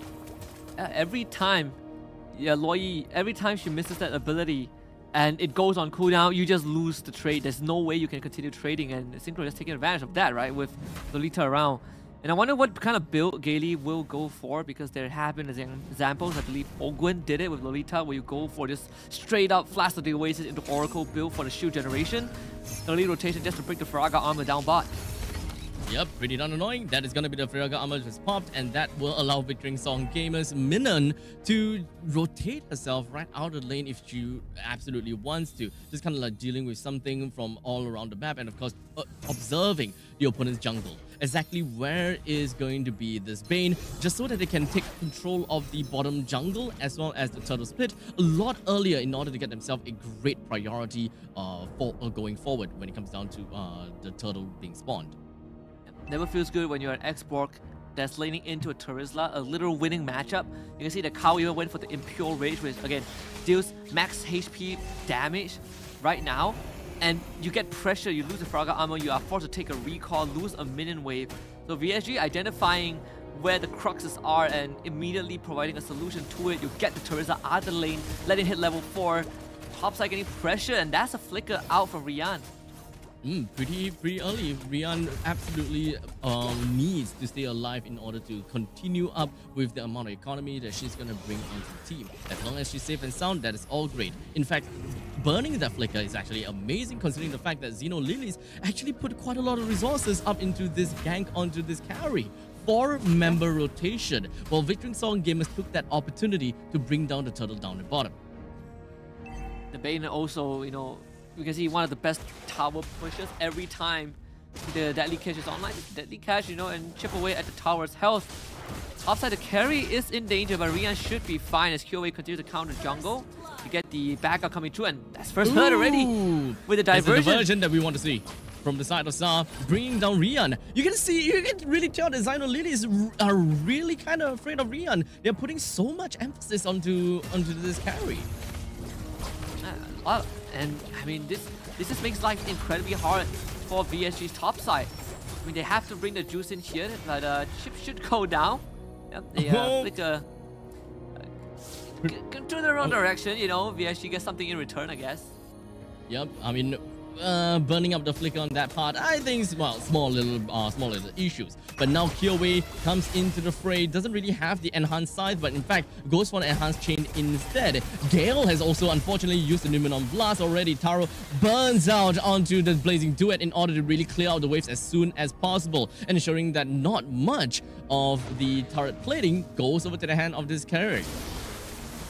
They're gonna continue camping in this bush, and Kyoei just farming up a storm, a full level ahead of Ramichi, despite the amount of pressure that Xenonese put on the top side. But you can see that it has amounted to something, right? A 1k gold advantage. And wow, chip portal. Oh. Yep, just all the way up to the top side. Once again, really, it's all just a party over here. As we are just going to be going straight in for a 5v5 match. Victory Song Gamers is exerting a lot of dominance on the side of Xeno. Lily's bringing Xiaomi first person down. Oh. Gale flickers on backwards to ensure that she will be able to be safe and sound. No one from the side of Xeno Lily's managed to get a single kill, unfortunately. All 4 flickers blown by the side of Xeno Lilies. The moment the shortcut got used, you can see that Minun did not hesitate, instantly goes through the portal and even lands a penalty zone to allow VSG to find a kill onto Shiromi. At the end of the day, VSG, the fact that they came out on top of that and lost no one in the process allows them to reset, perhaps set up for the second turtle. Definitely a great goal advantage from the side of PSG. Getting themselves the 1 kill, and the fact that Kyoei was able to go for a counter jungling, just kind of working around with the vertical jungling onto the slowness of Bane. And of course, when it comes down to allocating resources up to the top lane for extended periods of time, it definitely did manage to bite onto Xeno Lilies. But for now, we don't have Minan just going to be jumping onto the back lines when it comes down to the penalty zone. And of course, being able to lock right down the side as well as Ramichi. The rest of the members from the side of Xeno Lilies understand that they gotta have to fight back as much as possible. As such, bringing Minan down while she was completely out of position, as well as Gale. With that, 2 frontliners unavailable, Victory Song Gamers still intended to fight it all the way through, pushing away the Xbox Claude as well as the Ramichi. The idea was good from VSG again, getting the win. Minun, the penalty zone hits the back line. Good counter engage from Kao with the last sanity, finding 2 kills. But VSG, they are very clear of what they want to achieve with that objective, getting the second turtle of the game, extending the goal lead, now 2.3k. The fact that Minun went for the War Axe means, you know, you get some extra damage and extra spell vamp in the process, and Rian even getting a kill for herself. And even chipping away at the mid lane tier 1 turret, bottom 1 will go down, and VSG is slowly ballooning that lead. And even getting themselves, helping the carry to finally take down a turret after a lane swap. So Victory Song Gamers, they do have a very strong sense of macro. They understand how they want to funnel their goals over to carry, understanding that carry will be one of the main damage dealers coming into the mid stages of the game once Kyoei loses that power spike. But the diversion coming in, just going to be pulling themselves all the way down to the bottom, but I'm not too sure whether Victory Song Gamers even understand what has just happened as such. Gale is just going to be opening up the map, but good read from Gale. It does seem like the Victory Song Gamers, they actually know what was going on. Unfortunately, when it comes down to Numenon Blast, it was not going to be able to touch on anyone at all. Xeno Lilies goes all the way through. When it comes down to Last Insanity, just bursting down on the members of Victory Song Gamers. But for now, Synchro's not stopping just yet, as Kyoei finds a double kill right on top of Xeno Lilies, while Rian took that opportunity all the way to the top lane to bring down the turret. Kyoei took that, not the kill, down to her name. Total of 3. Victory Song Gamers with a total of 2 or 3,000 gold lead. What a triple kill from Kyoei. The coordination between Synchro and Kyoei really saved that fight. Gaily had a good angle for the Numenon Blast, decides to flicker forward, missing completely and allowing Xeno Lilies to go for the counter engage with the last sanity and deadliest catch. But again, this Julian, even with the war cry as the talent of choice, and of course the lantern flare from this Jushin, just so annoying to work with. Xeno Lilies could not fight comfortably. The turtle could be a choice. Kyoei Oh, just gonna be going all the way straight through. We do have most of the members from the side of Xino Lilies. Doesn't seem like they are able to really take control of this fight at all. Victory Song Gamers, with their power of just locking one person down and just bursting them down. This is the pickoff that we want to see from Victory Song Gamers, and that amount of damage is not gonna go down any further. This is just going to further accentuate them.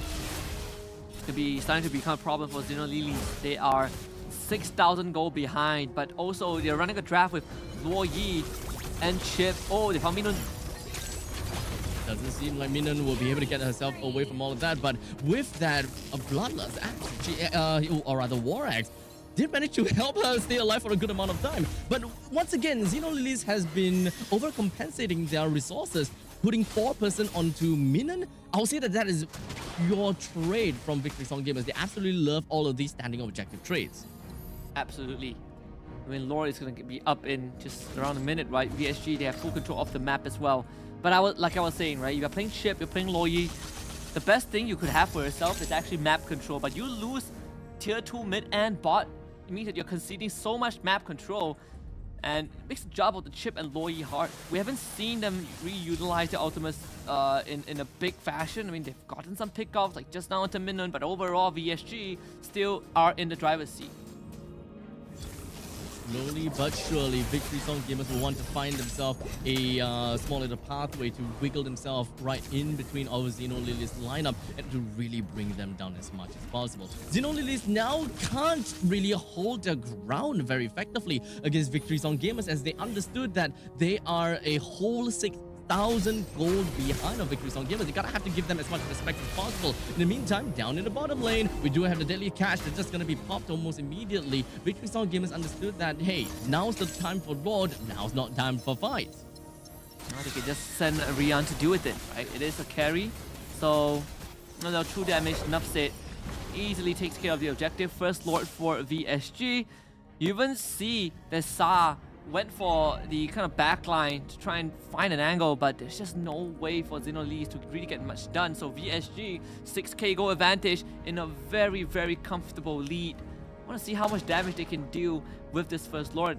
Considering that all tier 2s are already down, this Lord should spawn on that mid side. And that's going to allow VSG to really set up the side waves. You can see they're already doing just that. Just really choking out Xino Lilies to ensure that they don't really have a lot of gold to work around with. The longer that they kind of hold down all of these waves, the more that Xino Lilies loses when it comes down to their economy. But Gale opening up the map as much as he could, just ensuring that no one is going to be right around the jungle and no sneaky diversion plays from the side of Xino Lilies. Not like, diversion play is going to be the right answer here, since the Lord is going to be marching down in the bottom lane and just landing the hits onto the Trident hits time and time again. But Minun did manage to land a 3-man penalty zone onto 3, while Xbox goes in for the last insanity. It doesn't seem like they will be able to pick a lot of HP off of Victory Song Gamers, but at least when it comes down to target prioritization, they did bring Minun down. That's a roamer for an EXP lane, but unfortunately, they lost a total of 2 inhibs. See a diversion attempt, but unfortunately the read was wrong. VSG, they want this top inhibitor. I don't think they will get it, thanks to the deadly cash. So VSG will go for the retreat. Still getting 2 inhibitors off of that. The penalty zone hitting on the 3 people in that back line, but Xino Lilies, they have some decent counter engage, right? Deadliest cash, last insanity. You want to run in my face, you have to eat up the damage. The only saving grace for VSG was the fact that they just focus fire down the Thraga armor and not let Kao stack up her heat level, because that would just been destruction if that last insanity went off with max heat on multiple VSG members. Either way, they are at an 8k gold advantage. 2,000 from the extra from the last we checked in on them. Then with the next Lord up in just 45 seconds, as Xino Lilies, they gotta find a way. They gotta somehow use that diversion or the chip portal to find a pickup. It's all about the unique playstyle of what heroes that Xino Lilies has picked out, right? The diversion as well as the shortcut, they really gotta have to find ways to really make full use of it. But unfortunately, when you do have your back against the wall, you don't really have the opportunity to have that global presence that you so desperately want when it comes down to picking a composition like this, right? So Xino Lilies, even if they were to jump over to the back, jump over to the back and just be surprised, they don't have this one most important thing in their lineup for this kind of catch play or surprise plays, and that is a solid crowd control. They don't have anyone that can really root someone onto the ground or to really hold anyone down. It really just boils down to just Hiromi just going in. And speaking of her, just going to be jumping right into a man of 5. And even when it comes down to Claude, just working with the Blazing Duet. Oh my god, the Loyi! But Sa, that is what we want to see from a Loyi. Just popping up the immortality on the minion, and she's still holding herself back. Everyone else for Victory Song Gamer, why are you holding it together? As such, this has absolutely enabled Sa just playing around with all of this yin and yang, getting themselves a massive 4-man kill on top of Victory Song Gamers. Yeah, VSG, they know they messed up right there. That was not supposed to be how it goes. The idea was good, right? They were eating a full Blazing Duet from Taro, who joined the fight after taking bot tier 2. Gaily pulls up the Numenon Blast, forces the Claude to get away, but we talked about the amount of counter engage in this STC replay. Look at that, Blazing Duet expires.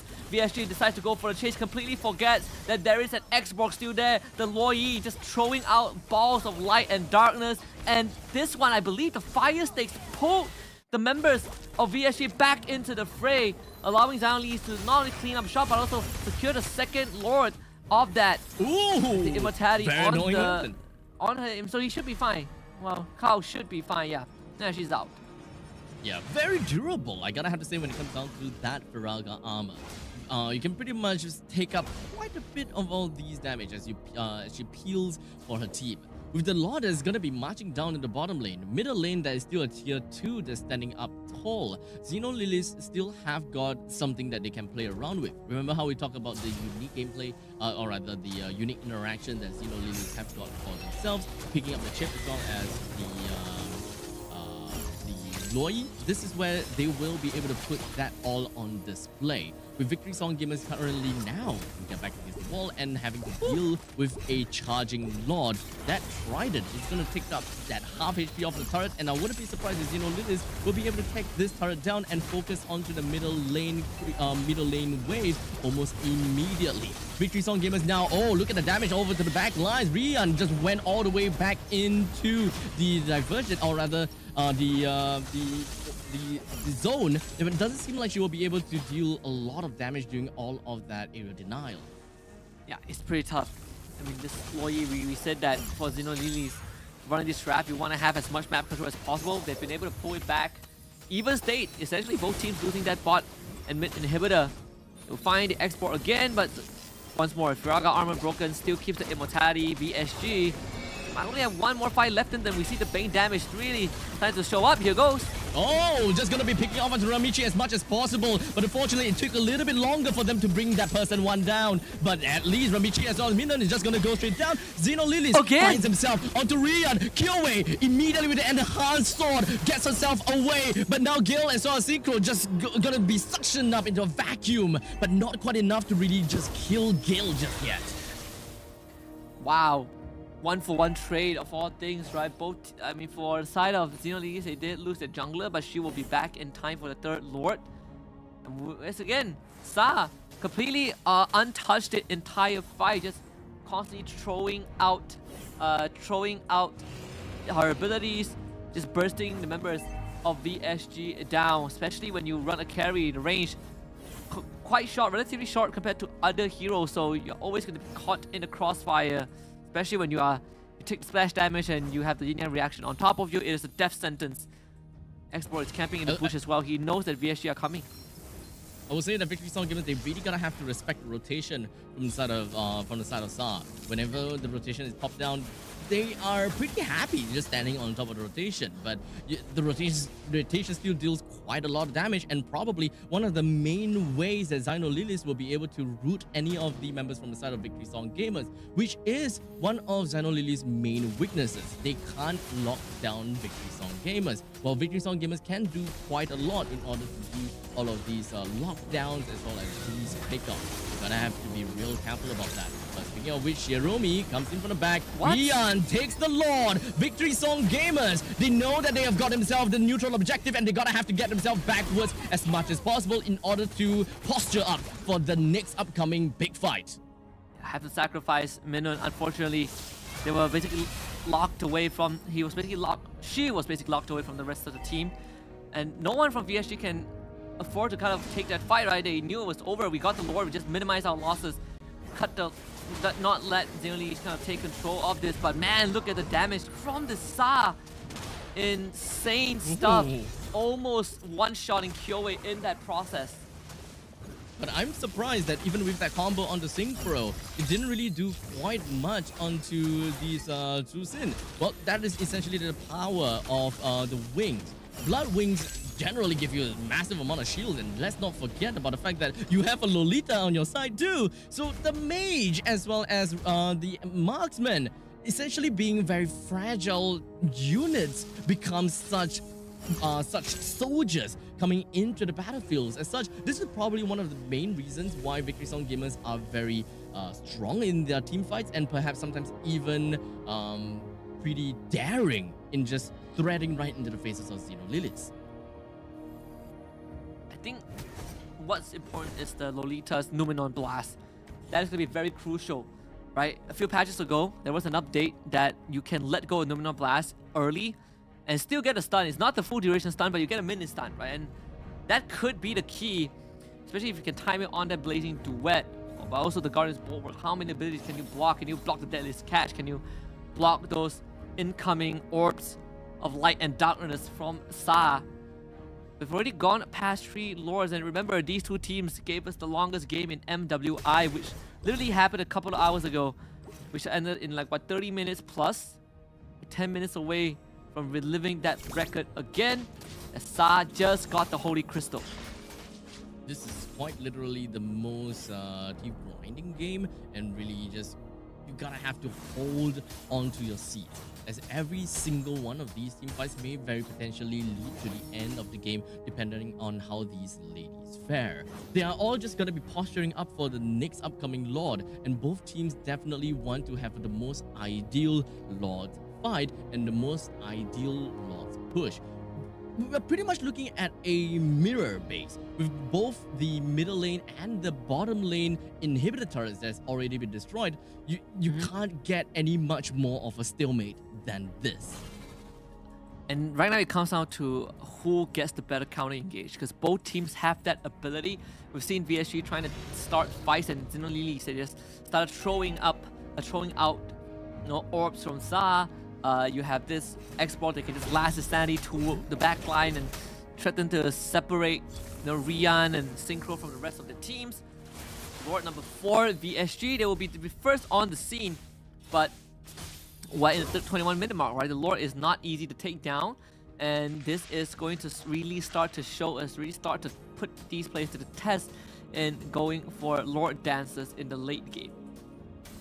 With the front to back from Victory Song Gamers, they really want to shred down the front lines as soon as possible in order to really eventually reach over the back line.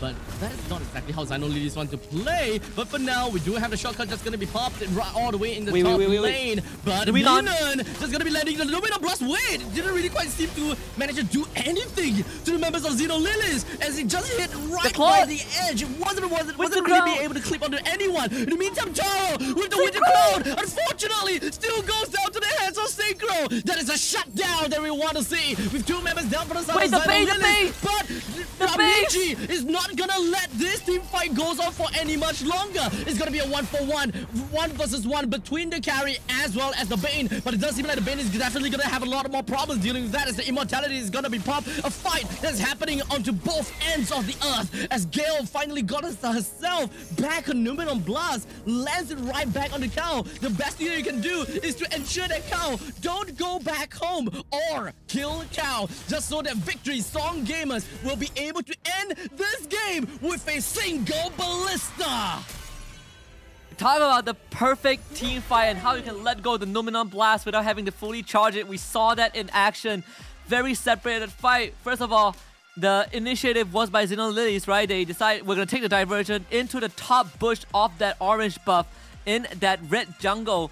And then we call it a shortcut. We bring the entire village to try and kill your carry. Could not get the carry. Eats apparently zone in the face, followed by Numenon Blast, and then the enemy mage shows up and just zaps your Claude to death. Zaps into a Blazing Duet, BMI, and a Winter Crown. And then this Jushin is a complete menace on the battlefield, but that was what won the VSG the tiebreaker. Congratulations to both teams though, it was heck of a fight, but VSG are going to advance into the playoffs as the first seed of Group C, whereas for Xenolilies, it will be the second seed of the group. So it's not that too big of a deal when it comes down to losing the game, because we are all talking about seeding. But I gotta say, VSG as well as Xenolilies, they have gave us one heck of a game when it comes down to the chip as well as the diversion plays coming in from Sa. And let's not forget about the massive amount of damage that the Loi is just capable of bringing out into team fights time and time again. But this is definitely one of the team fights that I gotta have to mention within the highlights, right? Everyone just kind of completely forgotten that, oh crap, the opponent has got a Loi. We can't exactly run by the same escape route. And that eventually gave quite a lot of edge over to the members of Xenolilies. You know, they definitely didn't want and didn't expect the kind of outcome to happen. But regardless, it was still a great fight, and they managed to end the fight with massive, massive style. I gotta have to give a heads up and as well as a shout out over to Riando. Quick thinking, immediately just knowing and expecting that, okay, the Bane might actually go for the back door, or I gotta have to clear the back door. Because if it was anyone at all going back home to deal with that wave, I don't think that Victory Song Gamers would have won. Yeah, and I mean the wave spawned just in time, right? It spawned right as the blue side wave crashed on the crystal, the red wave spawned, so it held the mini wave in front of the crystal. Crystal did help out in the end. Regardless, I think, you know, VSG, they were able to really figure things out. That last team fight was just quite tough for Xenolilies if you think about it, right? The Claude wasn't really in the fight. I feel like if Claude was there from the start, it probably would have cleaned up shop before backup arrived. But still, they are going to be in that playoff, so maybe, you know, if circumstances align, they might meet again in the semis or even the finals. But this definitely, both teams definitely show a lot of potential, but VSG, they just figured it out at the very end. Played all the way to, what, 20 plus minutes? These two teams definitely do not disappoint us when we are asking for a long drawn out match. And it pretty much shows us that VSG as well as Xenolilies is very much of the same caliber. It could quite literally go to anyone at that during that point in time of the game. Middle lane, bottom lane, completely mirrored. As much as I really want to see the Bane cheese and just going on to the back door, would it be funny to end the game like that? But unfortunately, wasn't able to do so, while Xbox wasn't able to go home to really defend as well. They still did an excellent job when it comes down to the Firaga armor as well as all of the when it comes down to coming together as a village, as a unit. What is missing definitely have got to do with lockdowns, unfortunately. So, will we be able to see more lockdowns in the next game? Well, the question is if whether we are going to have the next game, because we are going to be waiting for the next tiebreaker match to eventually happen when it comes down to looking at the final results of Group C. So we'll see you in after a pretty long break. So we'll let you guys know again if you will see us or not. We'll see you guys then.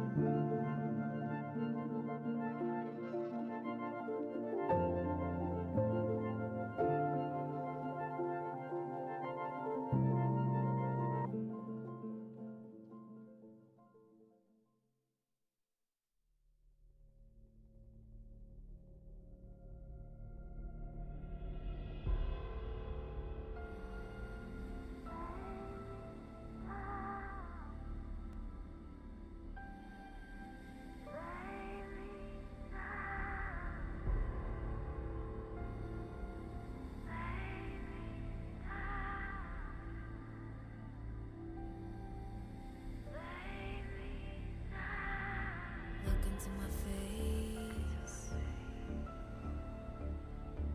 Tell me now why you want to wait.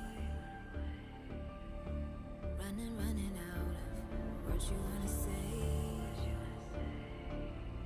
I've been looking for you, looking for you, looking for you.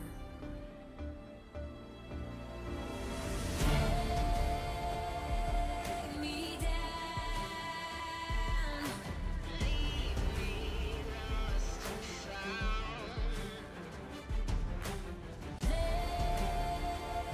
Lay me down, loudly without a sound, and I will rise, and I will fly, fly. Rise,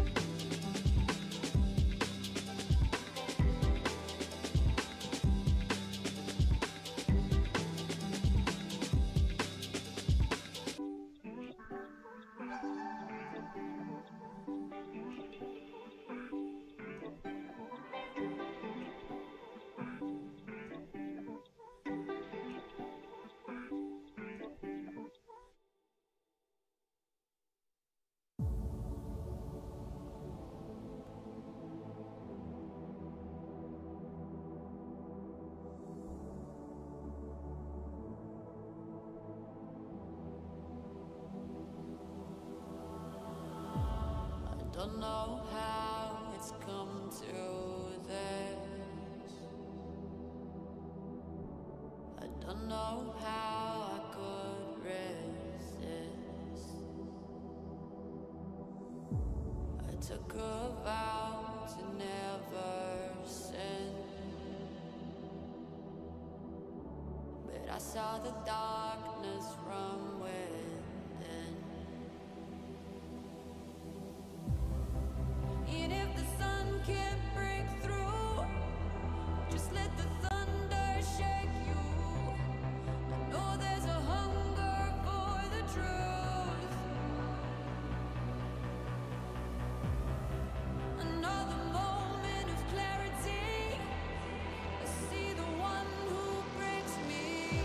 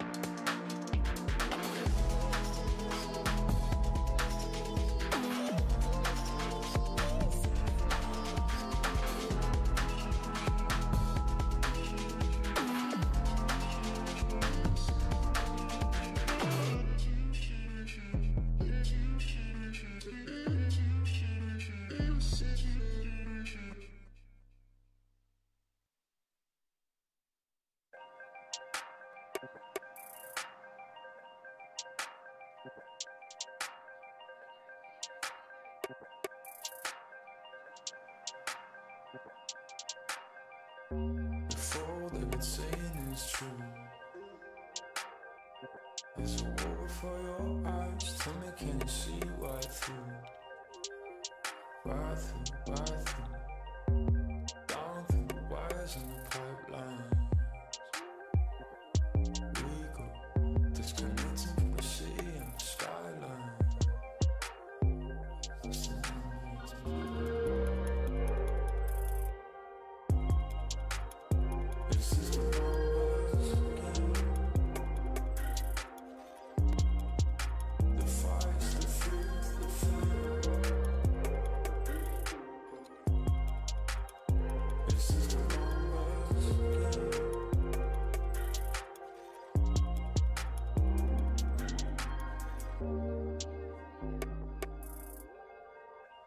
Counting up coins for a soda can,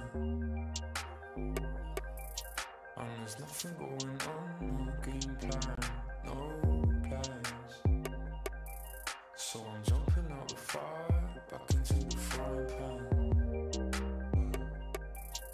I'm trying to disconnect from the stats and the spray tan.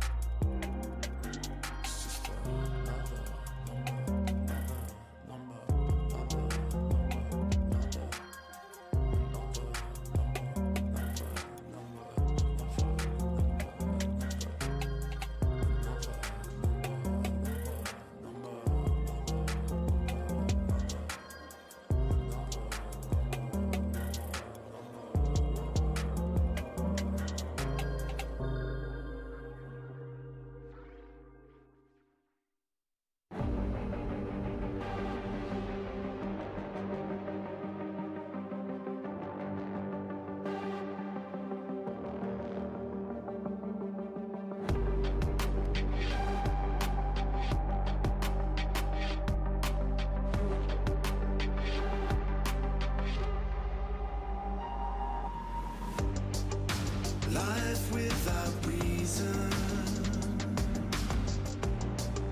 is no life at all.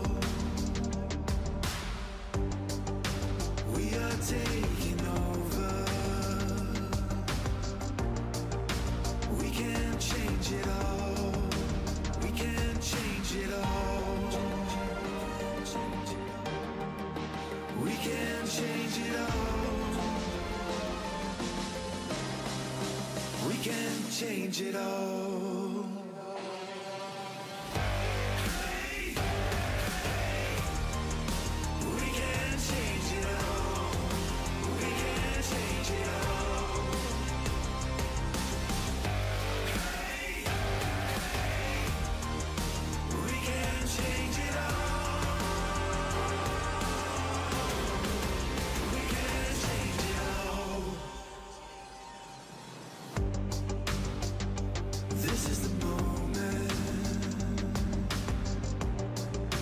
chosen for the game.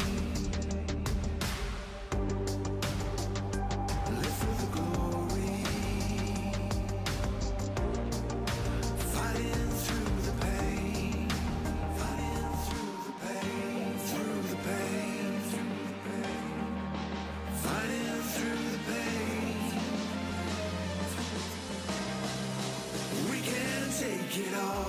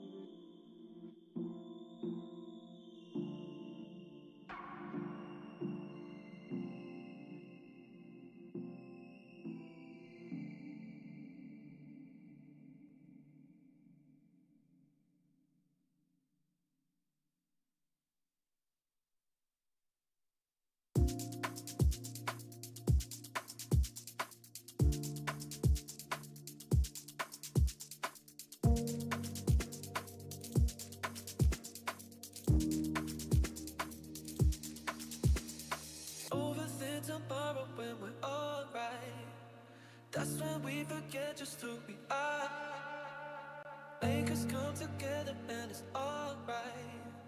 That's when you remember who you are.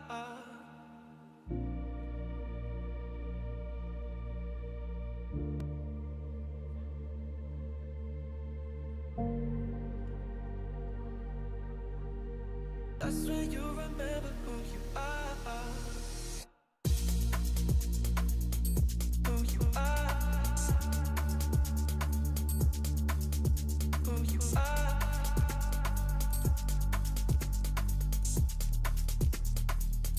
Who you are.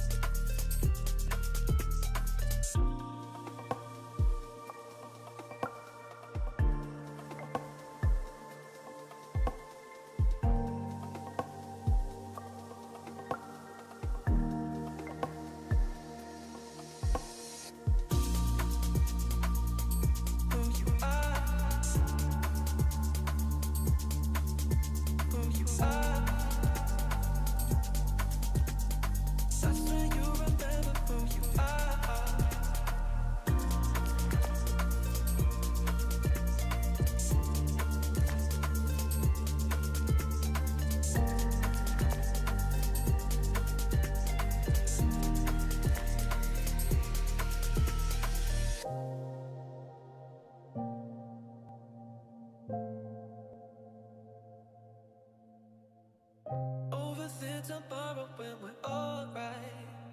That's when we forget just who we are. Make us come together and it's alright. That's when you remember who you are. That's when you remember who you are. Who you are. Who you are. That's when you remember who you are. Who you are. Who you are. That's when you remember who you are. Overthink tomorrow when we're alright. That's when we forget just who we are. Make us come together and it's alright. That's when you remember who you are.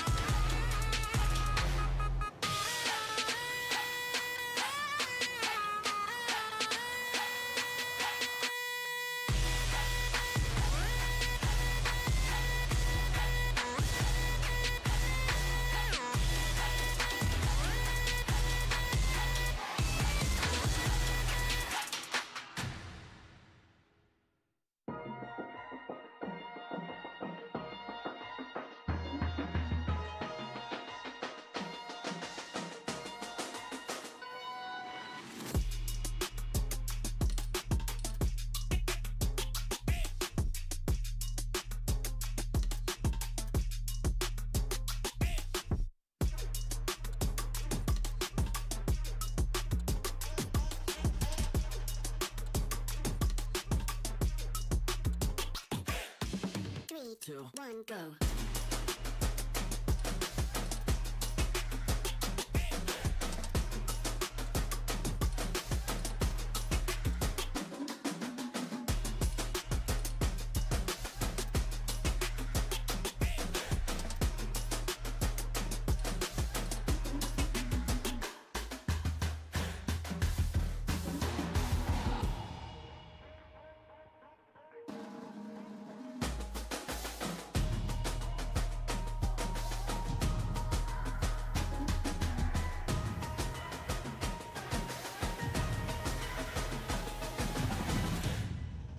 3, 2, 1, go.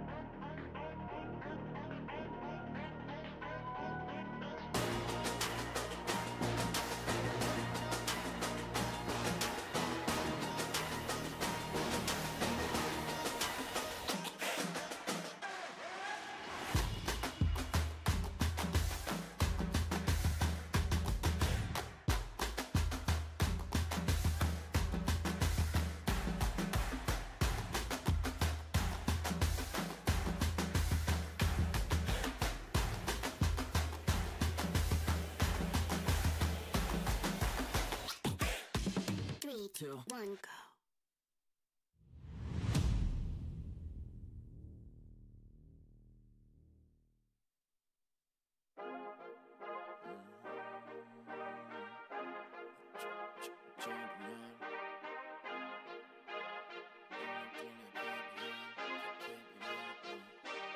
I feel like a champion.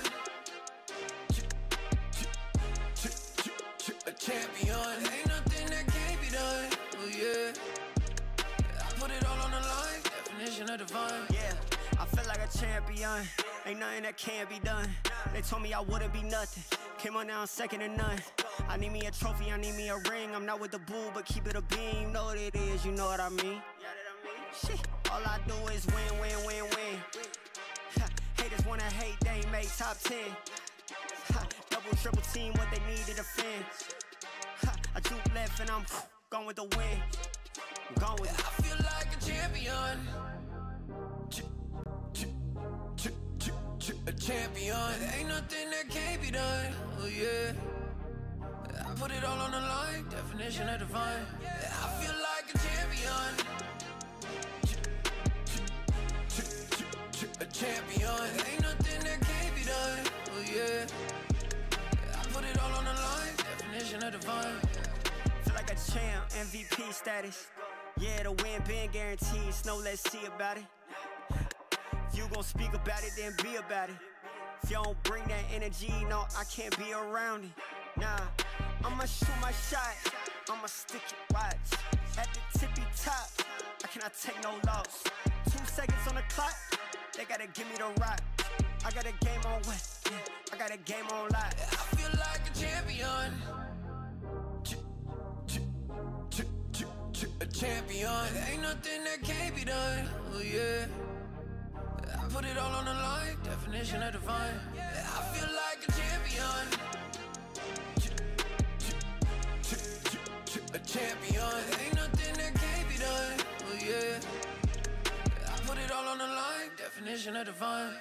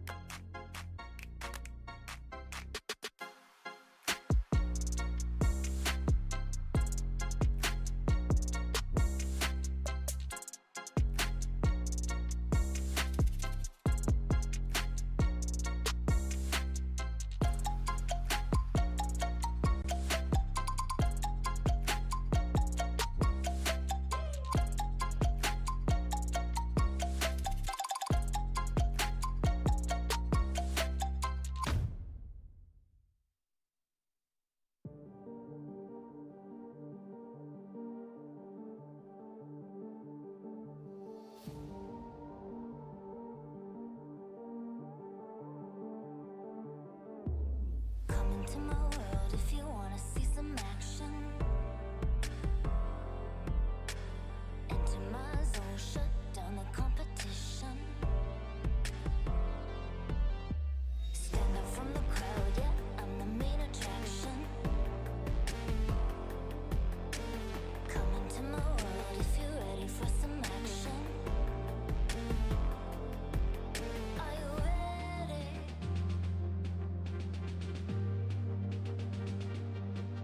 Are you ready?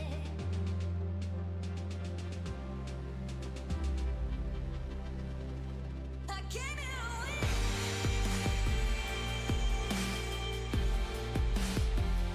I'll never give in.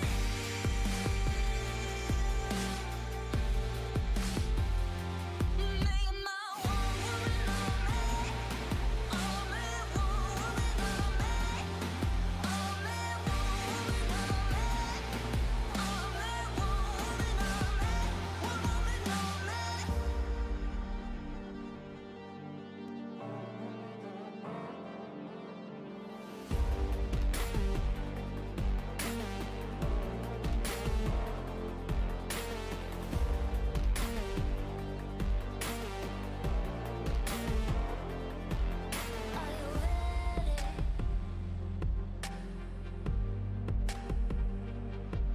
Are you ready?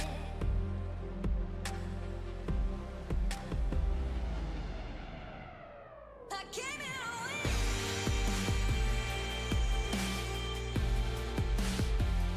I'll never give in.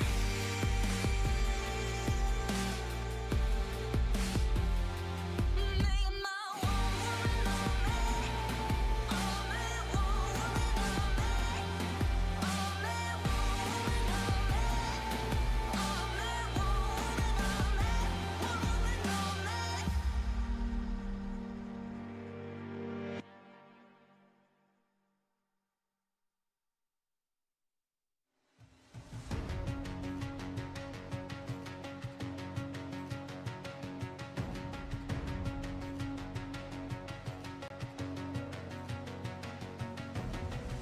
There's something in his eyes. There's a storm within, but it's written in the skies. Won't let it break me till it's over. Won't let it shake me, no.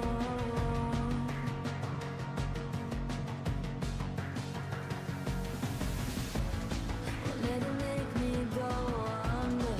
Won't let it make me go under.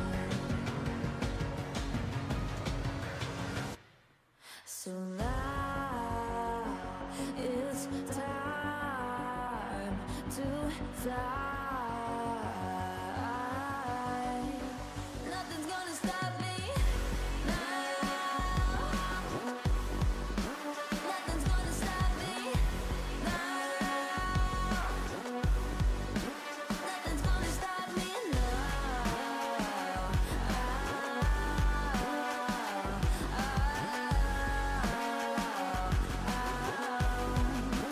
Nothing's gonna stop me.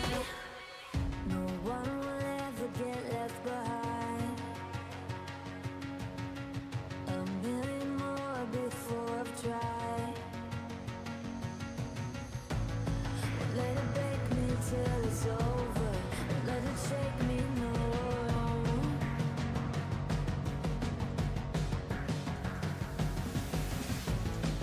Let it make me go under.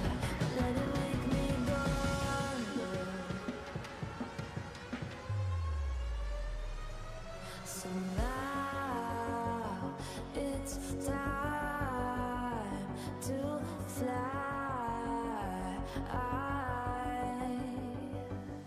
So now it's time to fly. Nothing's gonna stop me now. Nothing's gonna stop me now. Nothing's gonna stop me now. Nothing's gonna stop me now. Nothing's gonna stop me now.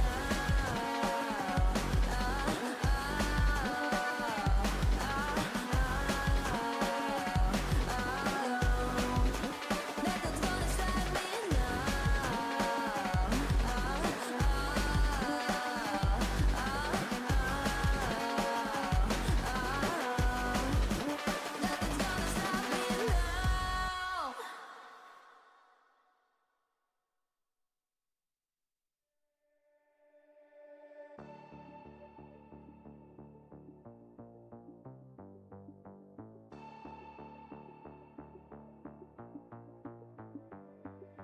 Why, one by one, you always come back like a curse?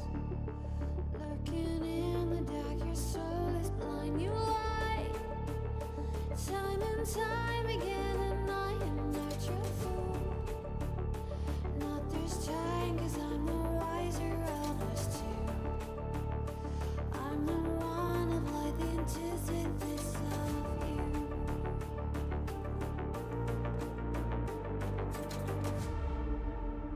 If you shoot, I'll take you. If you run, I'll chase you. If you scream, I'll whisper la-di-da-di-da-da-da. This is all you ever wanted. Take it all, you deserve it. This is how we're gonna end it. La-di-da-di-da-da-da. Take it all, you deserve it. Take it all, you deserve it. Giving back the freedom you want to destroy. And my power's way too strong for you, so try. 'Cause you can't dominate and know will you survive.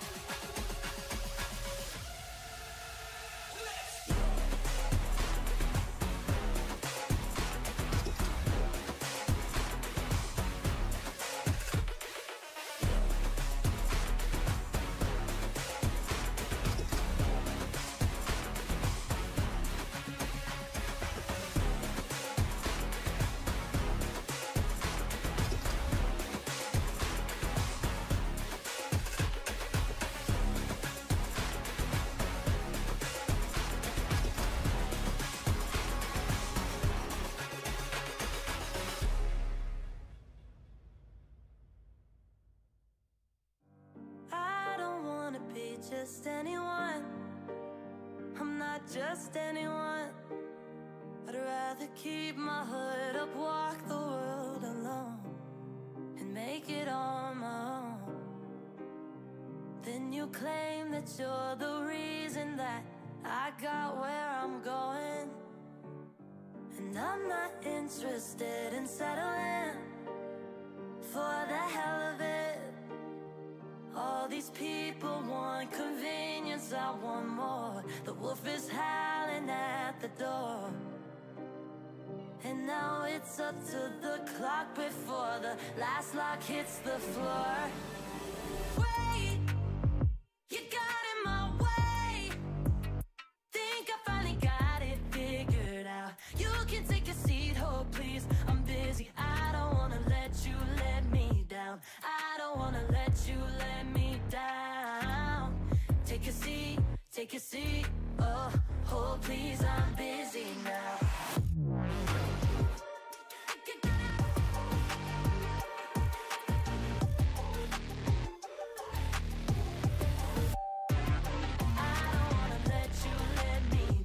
I don't wanna let you let me down. Take a seat, take a seat. Oh, oh, please, I'm busy now. From the time I wake up till I go to sleep, I can follow me, yeah. All fight, never flee, no flights ever free, yeah. I'm in my corner and I'm ringside handing me a water. My hands are on my shoulders, got the belt, crown myself the winner. It's just the way you keep on talking about yours while I'ma make mine. And I'm the first one in the morning and stay late night. And you can get your tickets, watch me from the sidelines. Cause you're not even in the competition. Why should I listen to someone without a vision who has no backbone and isn't here for me at all? Yeah, they just praying and waiting on the downfall. You can't get comfortable where you are. Wait, you got in my way. Think I finally got it figured out. You can take a seat, oh please, I'm busy. I don't wanna let you let me down. I don't wanna let you let me down.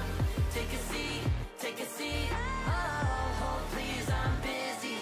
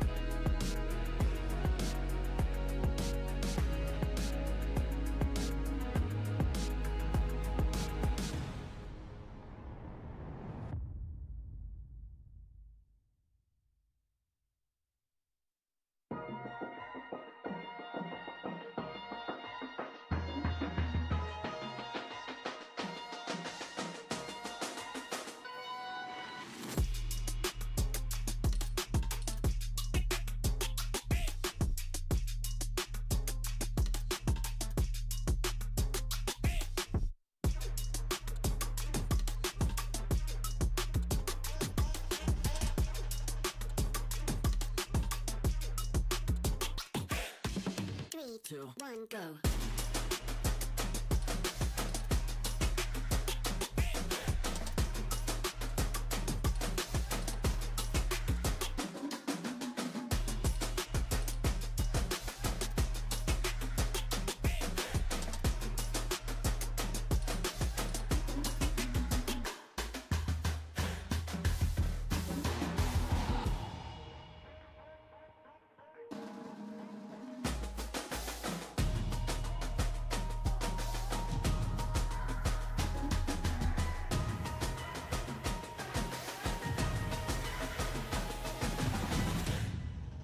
Three, two, one, go.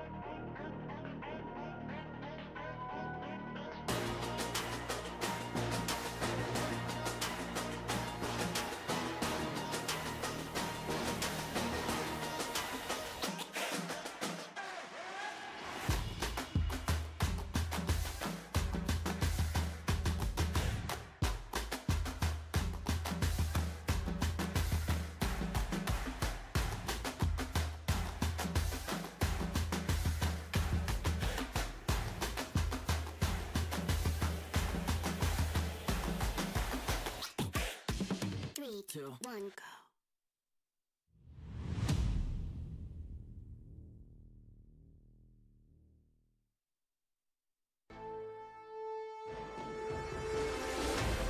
If I stay locked in the headlights,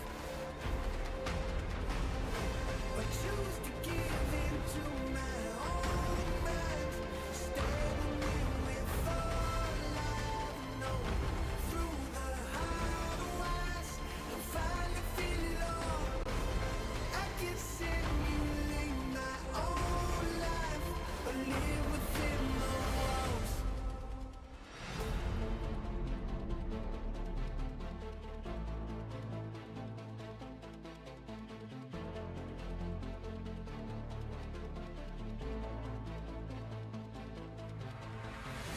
You light the fires in this place, so you can reap what we've sown. You finally found me, but you just dug your own hole.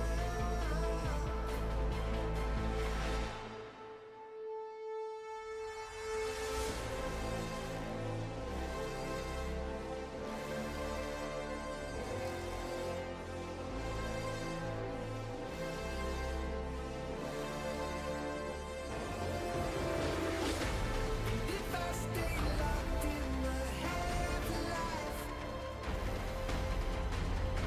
I choose to give in to my own mind, standing with all I know, through the highways and finally feel it all.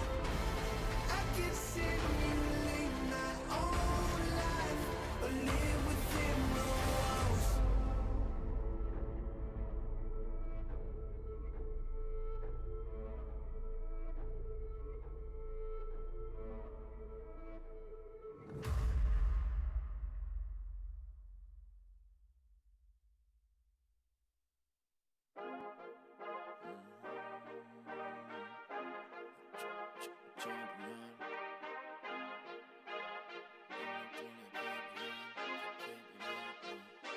I feel like a champion.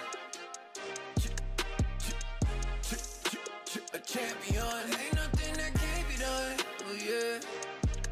I put it all on the line. Definition of divine. Yeah, I feel like a champion. Ain't nothing that can't be done.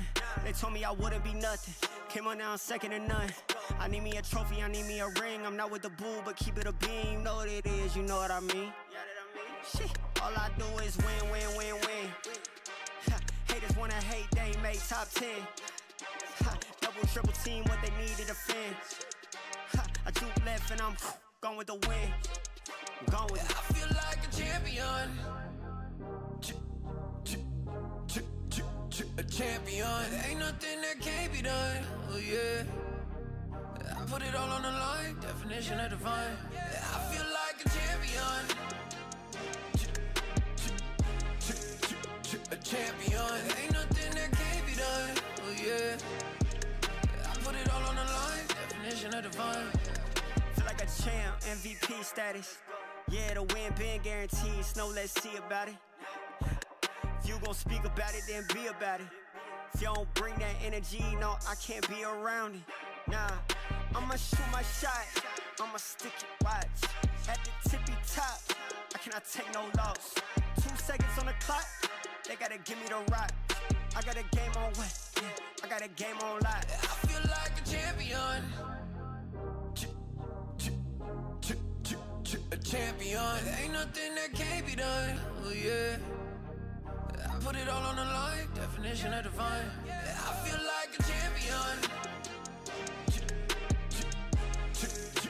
A champion. Ain't nothing that can't be done. Oh yeah.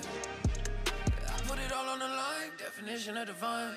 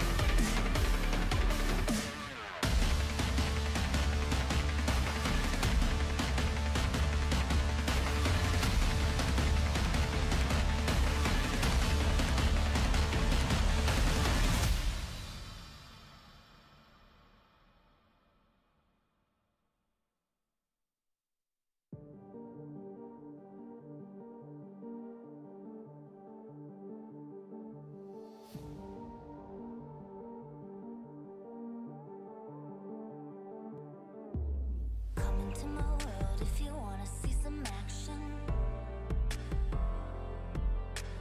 Enter my zone, shut down the competition. Stand out from the crowd, yeah, I'm the main attraction. Come into my world if you're ready for some action. Are you ready?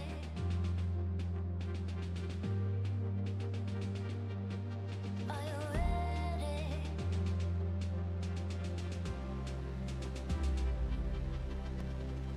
I came here to win.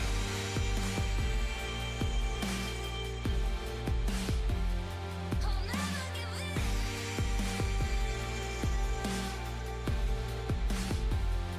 Make my one woman on me. Only one woman on me. Only one woman on me. Only one woman on me. One woman on me.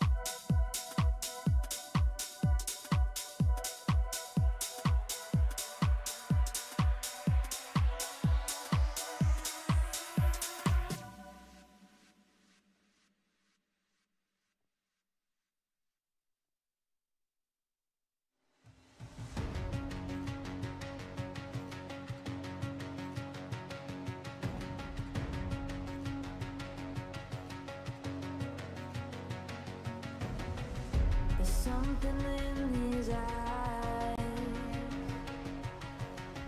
There's a storm within, but it's written in the sky. Let it break me till it's over. Won't let it shake me, no.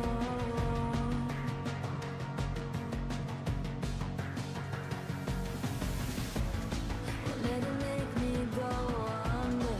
Won't let it make me go under. So now it's time to fly. Nothing's gonna stop me now. Nothing's gonna stop me now. Nothing's gonna stop me now.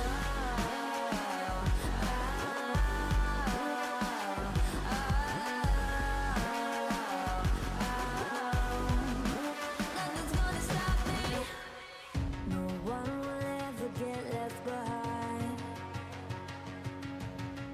A million more before I've tried. Let it break me till it's over. Let it shake me, no.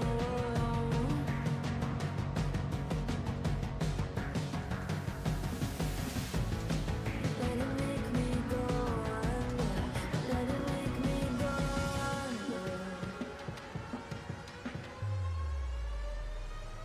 So now it's time to fly. So now it's time to fly. Nothing's gonna stop me now. Nothing's gonna stop me now. Nothing's gonna stop me now. Nothing's gonna stop me now. Nothing's gonna stop me now.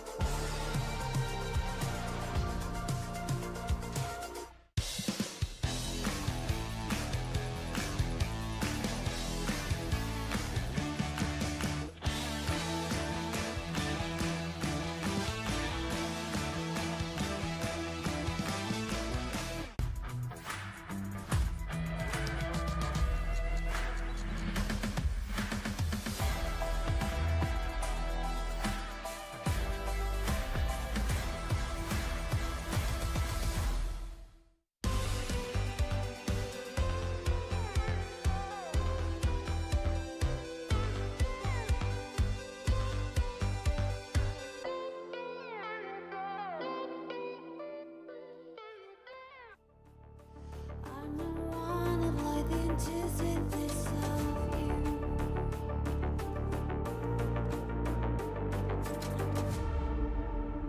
If you shoot, I'll take you.